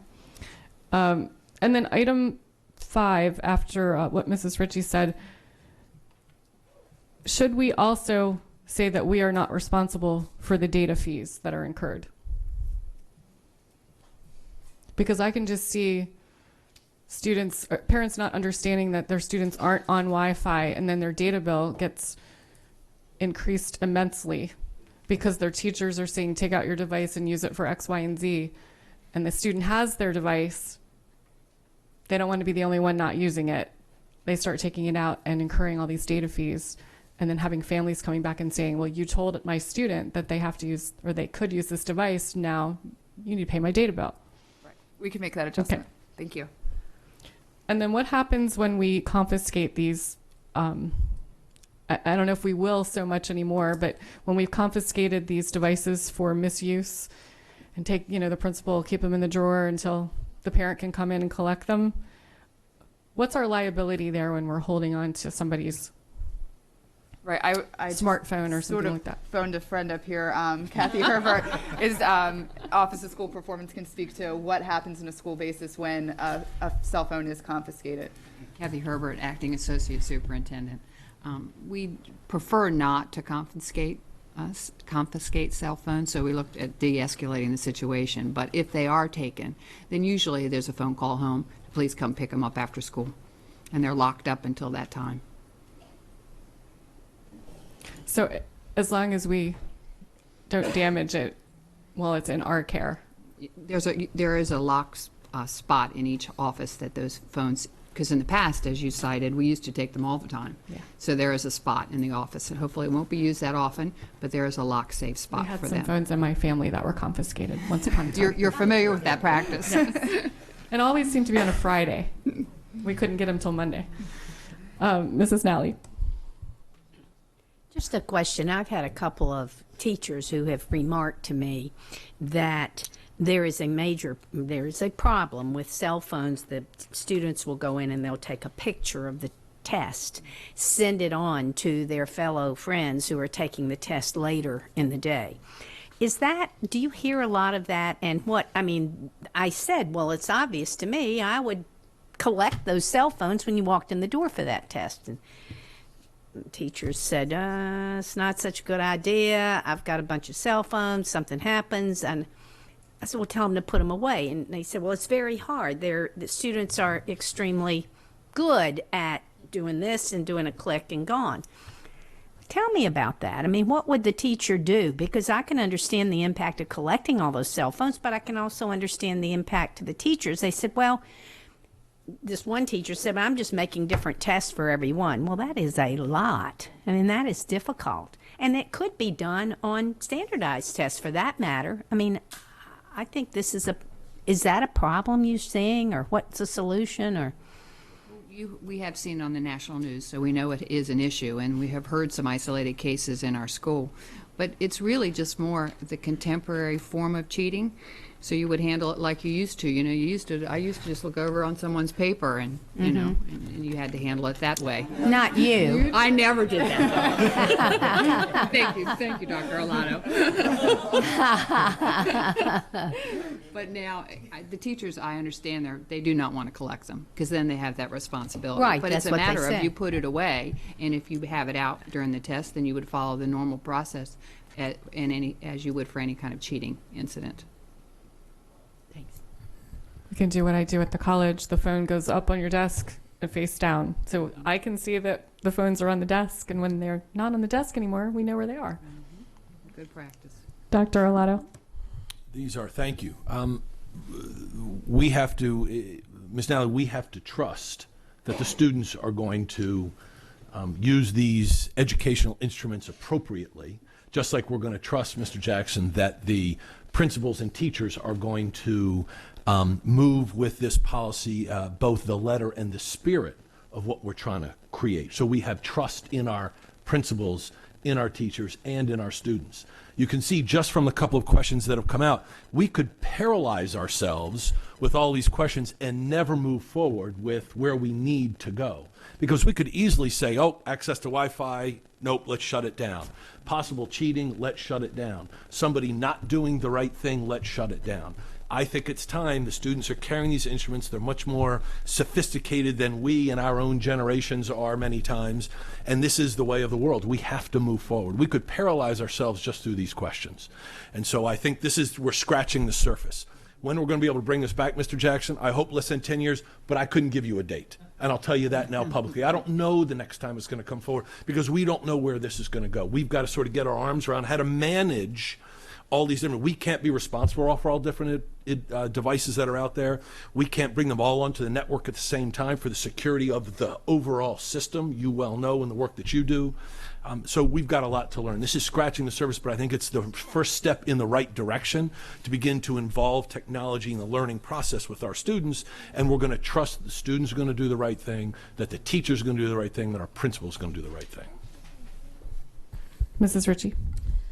And you have to look at this as a cost-saving thing, because I saw this last night. Mr. Tootin did a little story on this, and one of the students was talking about how, in the past we had these things called Santios, or we used to call them clickers, and you have to pass them all out, and then they something on the whiteboard, and you'd click and you'd get the answer. Well, now they can use it with an app right there on their phone, and they can do it, and they get immediate response. It's an immediate assessment, and so there's really great stuff that's going on with the use of these devices, and then we as a school system don't have to buy all these Santios, and so we can spend our money someplace else. So just it's a cost saving too. Mr. Jackson.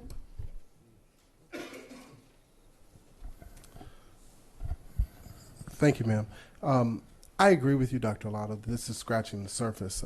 The reason I asked the question about the longer-term vision is not because I expect an answer that we're going to bring this policy and regulation back next year or 5 years from now, but because I really want us as a board to be a part of the conversation that's going to take some time to work through.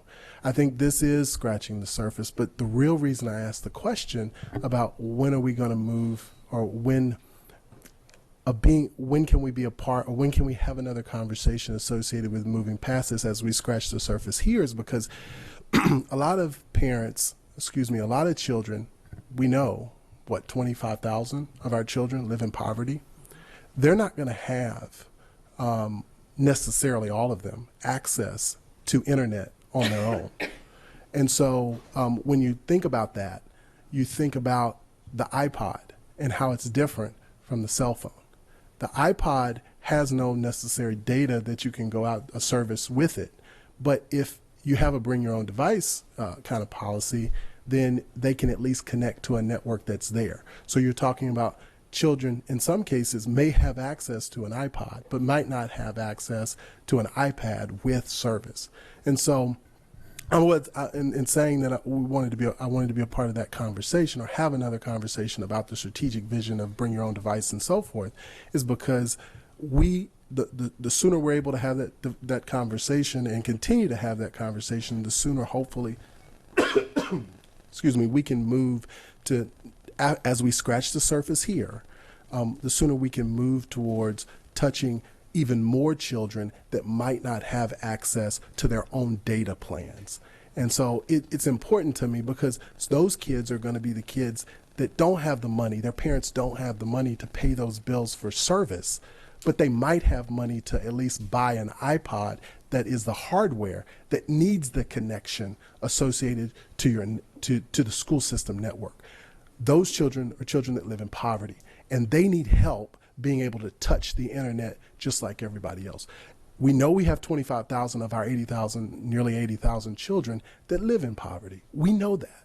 And so that's the only reason that I'm not asking for a hard, fast one conversation about it. But what I'm saying is we need to be dialoguing about that as here at the board level, to be able to know where we're going, and in hopes that it doesn't take 10 years in order to be able to be back here at the table. Thank you. Is there any public comment on this policy? All right, so then now it will go out on the web for 30 days for public comment, right? That's correct. Okay. Item 4.08 is a first reading on the classification of fund balances policy DBK. And we have a small presentation. The Office of Financial Operations brings policy DVK, classification of fund balances, to you for first reading. This is a new policy and a new regulation that provide guidance and limitations regarding classification and the use of board fund balances. This policy will be posted on our website for 30 days for public comment. We will answer any questions you have about this policy. Mrs. Ritchie? Aren't there certain fund balances, categories that are prescribed by the state for this? I mean, we can make all that we want to make up, but I mean, there are certain ones that we have to report on to the state. Am I getting confused with something else? Yes, ma'am. There are essentially no fund balances that are mandated by the state, but there are certain types of fund balances that are permissible by the state. The purpose of this document really is essentially a definitions document, and it's to allow the users of our budget and the public, when they see these different financial categories, to be able to have a plain text definition of what that fund is for and what its purpose is. So this is really to help our end user, as they're working through our budget documents, they'll have a definition, essentially glossary, to help the review and processing of our budget. Is there any public comment on this item? All right, so this will now go on the internet for 30 days for comment. Thank you. Thank you. The next item on the agenda is item 4.09. This is an information to action item. Do I have a motion to move this from information to action? All those in favor? We now have an action item. Mrs. Nally. I move to approve the 2015-2016 Board of Education calendar. Is there any board comment or questions? Is there any public comment? All those in favor? Motion passes 600. The next item is 4.10, new course approvals. This is also an information to action item. Do I have a motion to move this from information to action? All those in favor? We now have an action item. Dr. Arletto, your recommendation.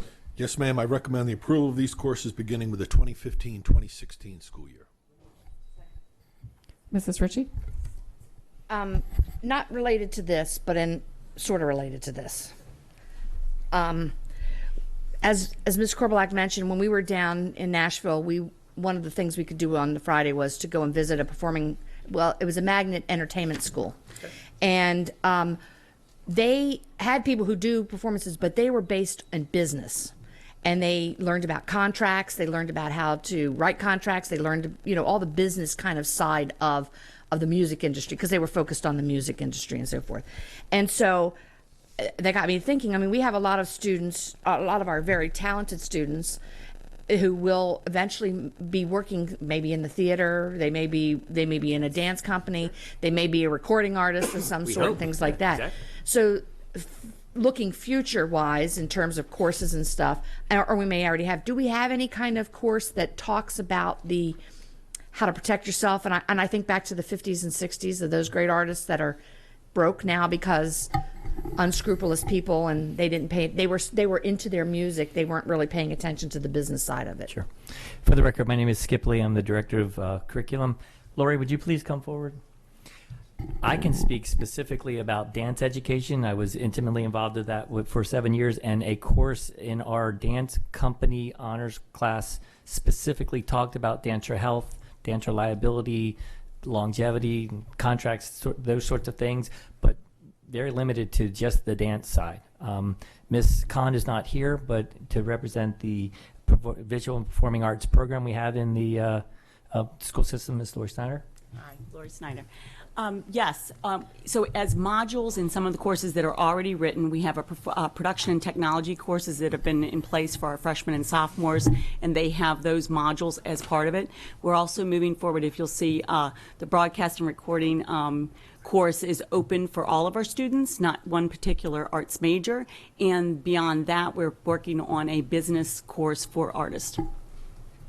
Pearl Cohen. Okay. Down in Nashville, I'm telling you. Okay. I mean, they have their own label. They have their own record, and it's under warrant. And I know we can't do that, but they have their own recording label and stuff. Well, we could maybe, but the music makers is a big thing down there. Anyway, I was just absolutely, and that's good to know that we have that because you want to be able to protect the artist as well. And that whole creativity part. And sometimes we get lost in our creativity, and we sometimes forget the business end of it. So that's great. I'll piggyback on Mrs. Ritchie's question. With the completer programs, with the transportation, logistics, and cargo security and information technology, the other thing we saw at this same high school was that the students who were studying visual arts and film were getting certifications in the software suite. So they graduated with, certification in the Adobe suite or Final Cut Pro or whatever it was they were using. Is that something that we're looking at? Yes. For our PVA as well? Yes, because we're using those same softwares and the right. tools that are used. They were just graduating with the piece of paper in their hand too. Yes. Mr. Webb. Just a quick question. Where will you be standing up the Marine Corps ROTC unit? Mr. Williams, will you come forward, please? The Marine Corps ROTC unit is scheduled to go into Northeast High School, specifically upstairs from the lobby and to the left. I brought Mr. Jason Williams forward to answer specific questions about the unit. And just to clarify, JROTC. That's correct. Right, we're not ROTC. Yes, sir. Sorry about that. Yes. Yes, yeah. Yes. Yes. Introduce yourself. Okay. My name is Jason Williams. I'm the principal at Northeast High School. And the acquisition of the Marines JROTC, also known as the NDCC unit, has been in production, and the acquisition of that program has been underway for over 5 years. We have added a piece of our high school and designed a piece of our high school to accommodate that program. And we're at the time now to launch that program. Fantastic. Thank you. Mr. Jackson. My question actually resides around the JROTC, Marine Corps. Tell me, do we have a Marine Corps Lieutenant Colonel retired? What do we have that is going to be teaching? Like for Annapolis, they have an 05 retiree, I think. That is he an employee of Anne Arundel County Public Schools, or? And the reason I asked that background question is because I don't know how is this employee. I mean, how is this person that's going to be leading and teaching the class? How is that going to be taken care of? Yes, they are retired Marines, and they are specifically trained to work in a high school teaching the Marine JROTC Okay, course. wonderful. Yep, and they will be an employee of Anne Arundel County Public Schools. Okay, and so that's two employees that'll be teaching the class? Correct. We will start off with one employee to build and gain interest in that program, and then grow from there to two.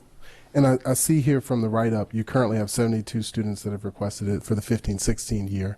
Do you have any idea, pipeline-wise, what you think you would have? And what does 75 students really equate to? Is that 2 different class sessions associated with covering that? Or is that, I mean, it's not all of them in one class, but I'm assuming, 24 or something like that per class? You're talking about 2 or 3 classes?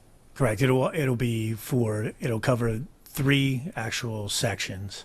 And then along with that, there is also a number of administrative duties that the instructor will have to do in order to build, and administrative duties, actual labor to work and set up the program, and also build around programs that go after school programs and also summer programs as well. Yeah. But you had a second part to that question, Mr. Jackson. This program is a direct response of community interest and meeting the needs of what was brought forth to us.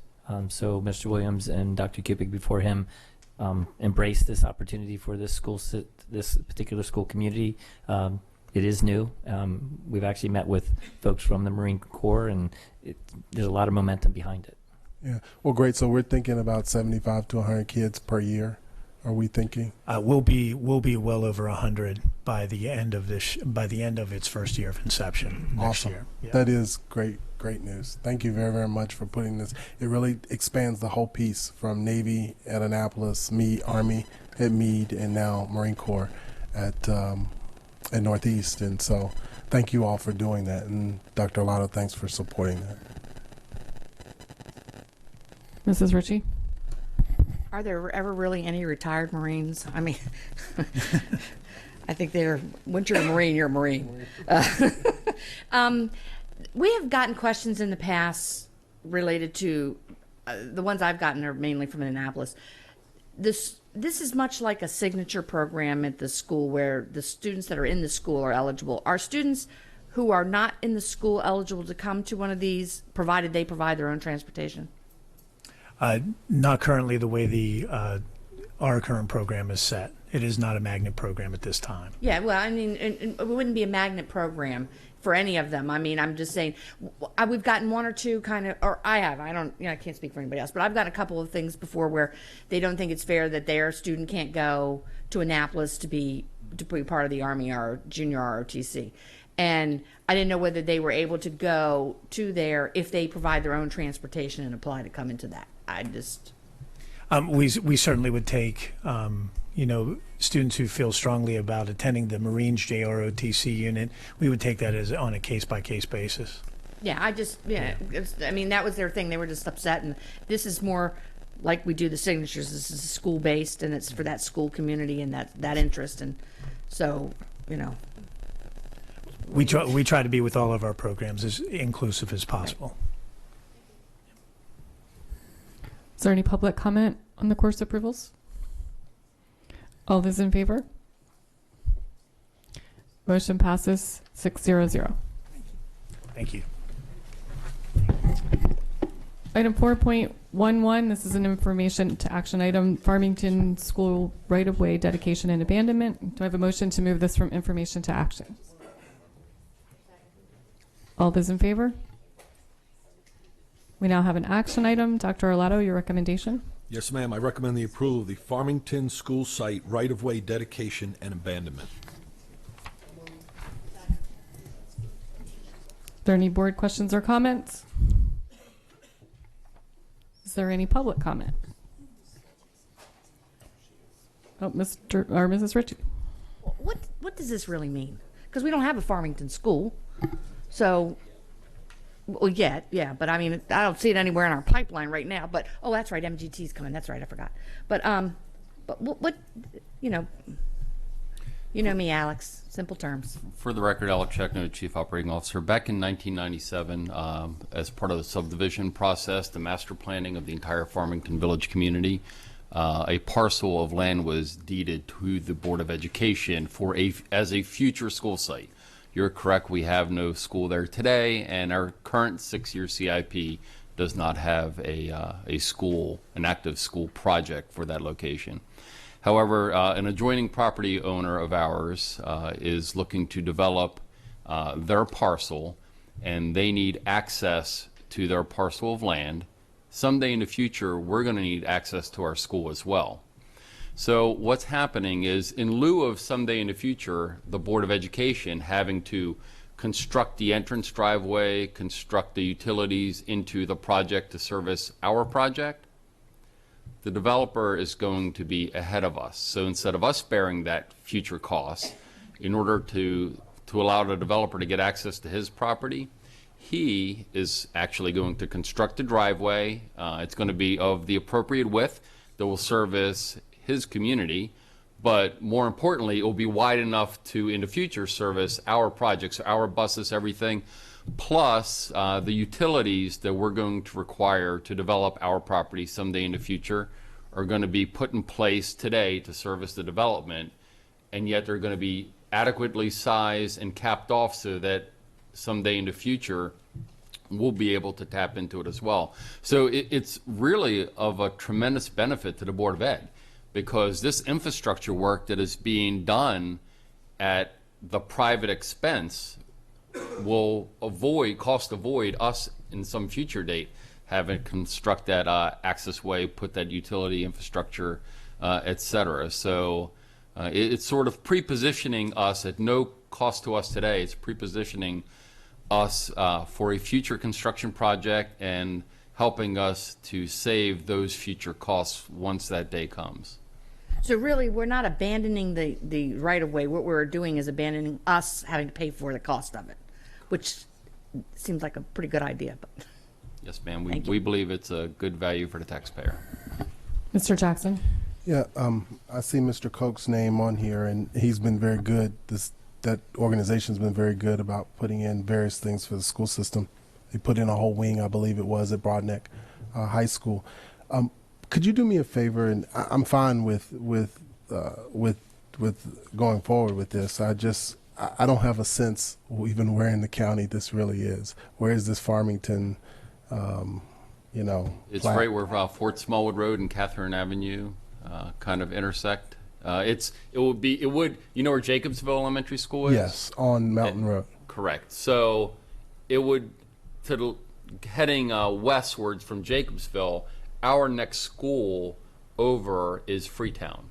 Yes. This is a vacant parcel that's about halfway. It's halfway in between. Halfway in between. So someday, if we need a school that would fit between Jacobsville, between High Point and Freetown, this is a banked land site for that project. That's fine. Could you give me the overview that shows those two schools or three, and then where that parcel is? So next time I'm up on Mountain Road, I'll just drive by. Sure. It's a wooded forest right now. I might get out and walk through the woods. Thanks. All right, all those in favor of the Farmington School right away? Motion passes 6-0-0.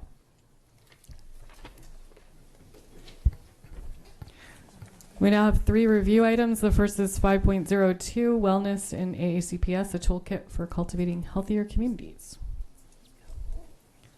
Mr. Lee.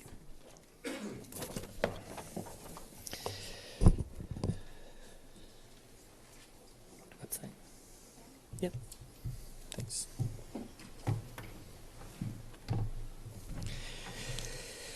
Good morning, President Kopelak, Dr. Orlado, and members of the board. For the record, my name is Skip Lee, and I co-chair the Public School Systems Wellness Council with Deputy Superintendent Arlen Liverman and Supervisor of Food and Nutrition Services Jody Rissy. I stand before you this morning a very proud man, proud of the position Anne Arundel County holds in this state with regard to wellness initiatives, proud to be an employee of a school system that values its workforce's health and wellness, and proud to be the one who brings you great news about the progress made and initiatives pursued over the past 12 months with respect to wellness in our system. It's my honor to formally welcome you to Healthy Anne Arundel Month, a month that recognizes the Anne Arundel Coalition, comprised of our 2 hospitals, the county health department, and many county agencies. Healthy Anne Arundel Month focuses on maximizing access to our farmers markets, such as this one, our parks and recreation amenities, and a multitude of resources to support efforts to overcome co-occurring disorders. To quote Dr. Chan, Chief Health Officer of the Health Department, together we can make good health happen here in Anne Arundel County. Joining me this morning are 2 wonderful representatives of our schools. Here to speak about elementary schools is Ms. Shauna Kaufman, and representing the secondary schools is Mr. Will Myers. Both principals have led the way in their respective buildings to cultivate communities of wellness where students, staff, and stakeholders understand and embrace the importance of healthy living. But before we hear from them, I want to share some of the wellness milestones we accomplished this year. In the area of partnerships, we're very happy to highlight the collaboration with Care First Blue Cross Blue Shield's Jumpstart program. Jumpstart is an employee wellness challenge during the months of April and May that include a health check, self-monitoring program, healthy living guidebooks, weekly motivational messages, and opportunities to win small rewards along the way. Activities like this in the past have proven to be outstanding morale builders, have led to behavior changes relative to health and wellness, and improve the overall working environment in our schools. Board members, in the event that you're not able to join one of these teams, we've put a yoga DVD in front of you for you to use in the comfort of your own home.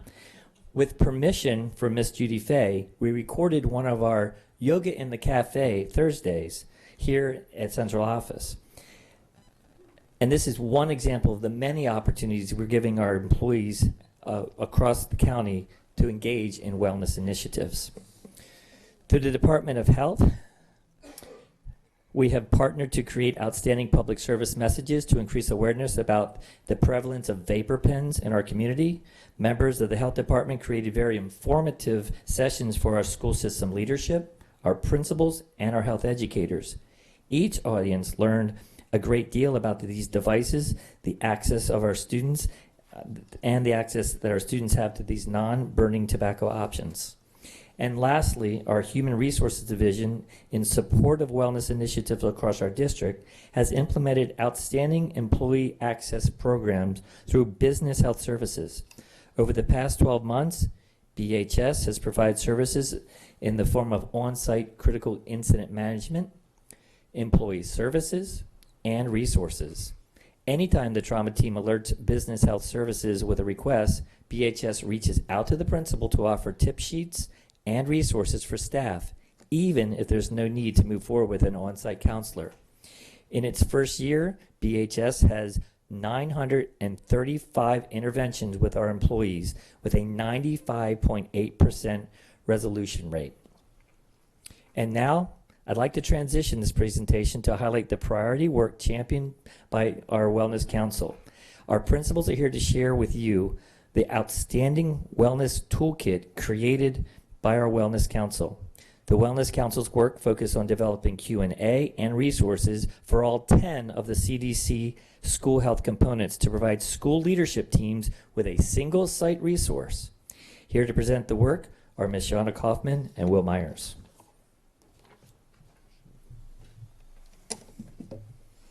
Good morning. I'm Shauna Kaufman, the principal at Arnold Elementary School and also a member on the Wellness Council. Can I go ahead and? Yeah. Okay. Okay. So on our intranet, well, first of all, I just like to say that the Wellness Council is an amazing group of members and community partners. It's rather large. If you come to one of our meetings, we barely fit around the large tables that are in the conference room upstairs, but it's also wonderful because it represents so many resources we have available in Anne Arundel County. I truly believe we're blessed to live in this area because there's so much available to us as community members as well as the school system. And speaking from a principal, you hear about the Wellness School of Distinction and you're not quite sure, oh, that seems kind of nice, but what do you really have to do to get there? And what would I do as a principal to even begin? And so that's kind of where the Wellness Council focused this year on how can we help school administrators really find the resources that are out there and bring it to our school, and what does that look like in a school setting? And so this wellness toolkit is really what we came up with, and it's beginning to be a useful tool that is really going to become something wonderful in helping the schools that would like to incorporate more wellness and become a wellness school of distinction. So we go to our Winning at Wellness intranet site, and help me out here, Skip. Where should we go from here? What just happened? Excuse me, ladies and gentlemen. Go down a little bit. There we go. It skipped down. It's so new, we're still trying to remember where we put it. So here is our model for the Wellness Toolkit.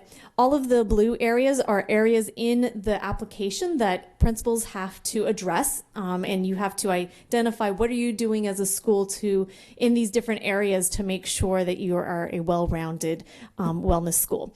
And the real philosophy is the child as the center, as you can see in the graphics, that the child is really why we're here, and making a healthy child is very important. And to do that requires a lot of different things. It's not just one or two things makes you well. It's lots of different components. And so these are all the different areas. This can be very overwhelming if an administrator looks at this and like, there is no way I'm going to be able to do this. But with the help of this tool, you can click on different areas and it will give you some support and resources that you can say, oh, wait a minute, I think I'm already kind of doing that. Or I know a parent that could really help me with this. Or there's another school that I know that does this. So for example, if we kind of go over to, I'll pick the family engagement piece. And Teresa Tudor has been a big part of this. She's on the Wellness Council as well. And if we scroll over just a little bit, you can see on the side, we've got like a Q&A of kind of where do I get started? What are some things I could do as a school for this? And this is a family resource. So nutrition is a big part of wellness, and as a parent or maybe as a PTA, what could I do for that? So you can see that there are some different questions. What are some healthy snacks I can make for my children?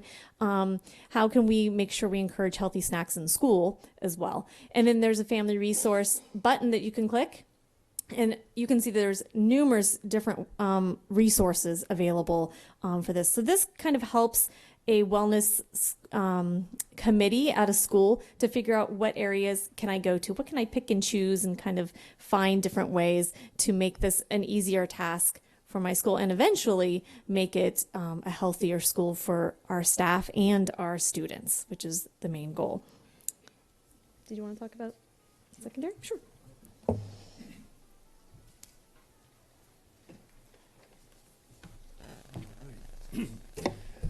Well, good afternoon. For the record, I'm Will Myers, principal at South River High School. You may have read recently that I have the happiest job in the world, and today it's been pretty good to be a Seahawk, so go Seahawks. I've always been a proponent of a sound mind and body, so when I was asked to join the Wellness Council, it just seemed like a natural fit, and with Mr. Liverman's leadership and with Skip's tireless efforts and Jody's tireless efforts, it was a win-win for everybody. As you've already heard, the council's rather large and it encompasses a great deal of people from across the county. So it's been a marvelous collaboration of folks. What is really amazing to me is that in a short period of time, we've come up with this toolkit and we've put together so many resources for the schools. The Wellness Council's theme, as it came down from the State Department, was begin wellness with the students in the schools. And we have taken that to infuse the community and all the services that we can use as support for the community. This toolkit is really amazing. I'm not going to walk you through all the features of it, but you might ask, well, okay, Will, how did you become a wellness school of distinction? You know, when we got that as the first high school in the county, we didn't have this toolkit. I did have the advantage, though, of working on the Wellness Council, so I knew many of the things that we needed to shoot for. So what we said as a group was, how can we help all of our schools achieve that distinction? And that was the birthplace of this particular toolkit. And you ask me, well, how does the school get started? Well, first you get a group of motivated people, and then open the toolkit. Because if you use this toolkit, it walks you through step by step the things you would need to become a school of a wellness school of distinction.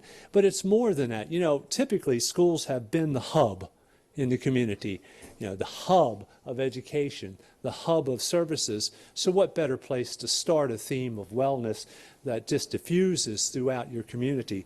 And I can tell you that for our school and many of the schools I've seen, we are outreaching to the community, whether it's with all the different health services that we support or we bring into school.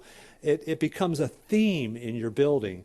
You know, in our school, it's interdisciplinary. We use it in our classrooms. The teachers are part of that theme, along with the parents and the students. It supports all of the organizations that I said. You know, we're doing Walking for Wellness as one of our classes, but now we've actually put dots up in our hallway, so as they walk, they can actually calculate their miles and know how much they're getting as far as exercise. We're involved in Relay for Life, Polar Bear Plunge, Special Olympics. These are all outgrowths of our students being involved in wellness themes throughout the community. So this is not just a one constricted silo. This thing has just spread so generously out in the community, and we've only scratched that surface. We've only begun this work. And over the next few years, I'll guarantee that there'll be a lot more schools of distinction as far as wellness is concerned. And you'll see more and more of our students, faculties, and parents involved in a healthier lifestyle and supporting our community.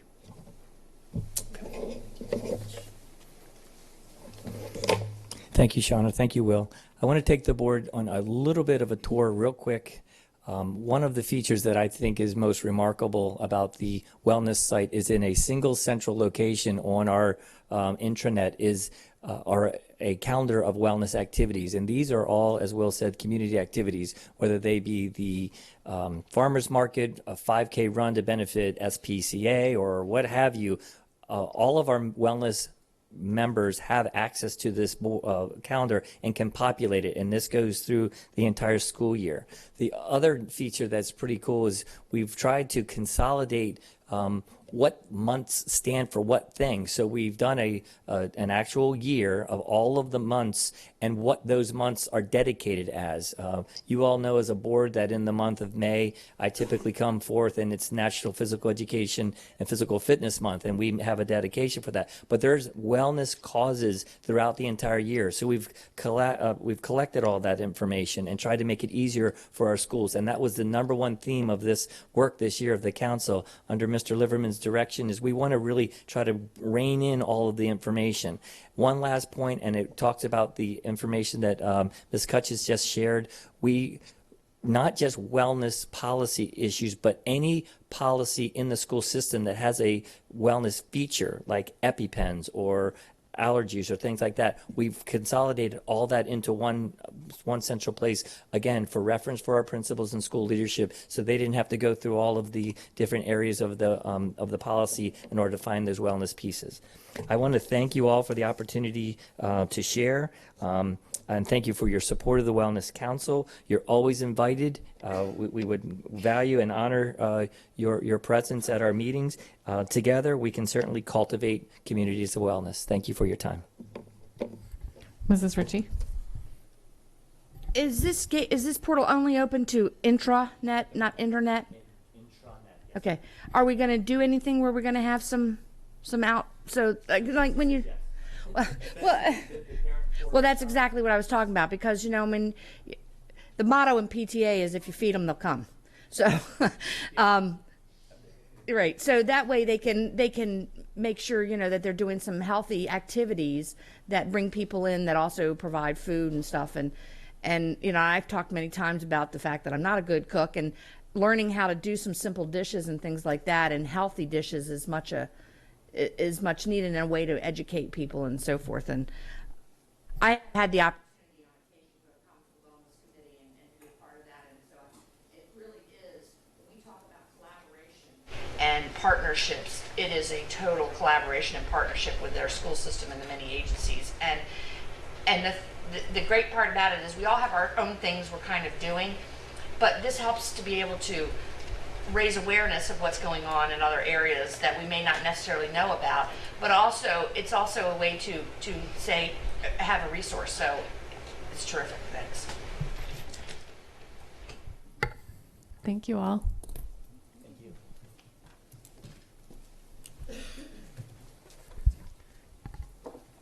The next item on the agenda is 5.03, our legislative update.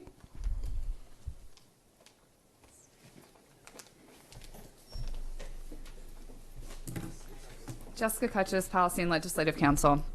The board exhibit you have in front of you includes accurate information regarding bills in which action were taken as of March 31st. There has been movement on several bills since that date. Of note, on a local level, House Bill 727, Anne Arundel County Board of Education Wireless Telecommunication Towers Moratorium and Report. That bill did fail in committee. It was voted unfavorably through the House Ways and Means Committee, so we will not see that bill again this legislative session. Beyond that, the bills that are included, there's only one bill that's actually been enrolled. So unless you have, which means it will be awaiting the governor's signature. So unless you have specific questions about any of the updates or any of the bills, we will provide a comprehensive report to you after sine die, which is April 13th, this Monday, with a complete and comprehensive update on all of the bills with their ultimate resolution one way or another. I don't see any questions. Do we have any public questions or comments? All right. We'll look forward to the update. Great. Thank you. Thank you.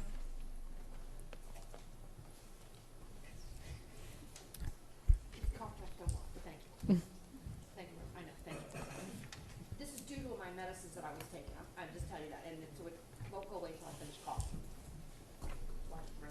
So more than you all needed to know.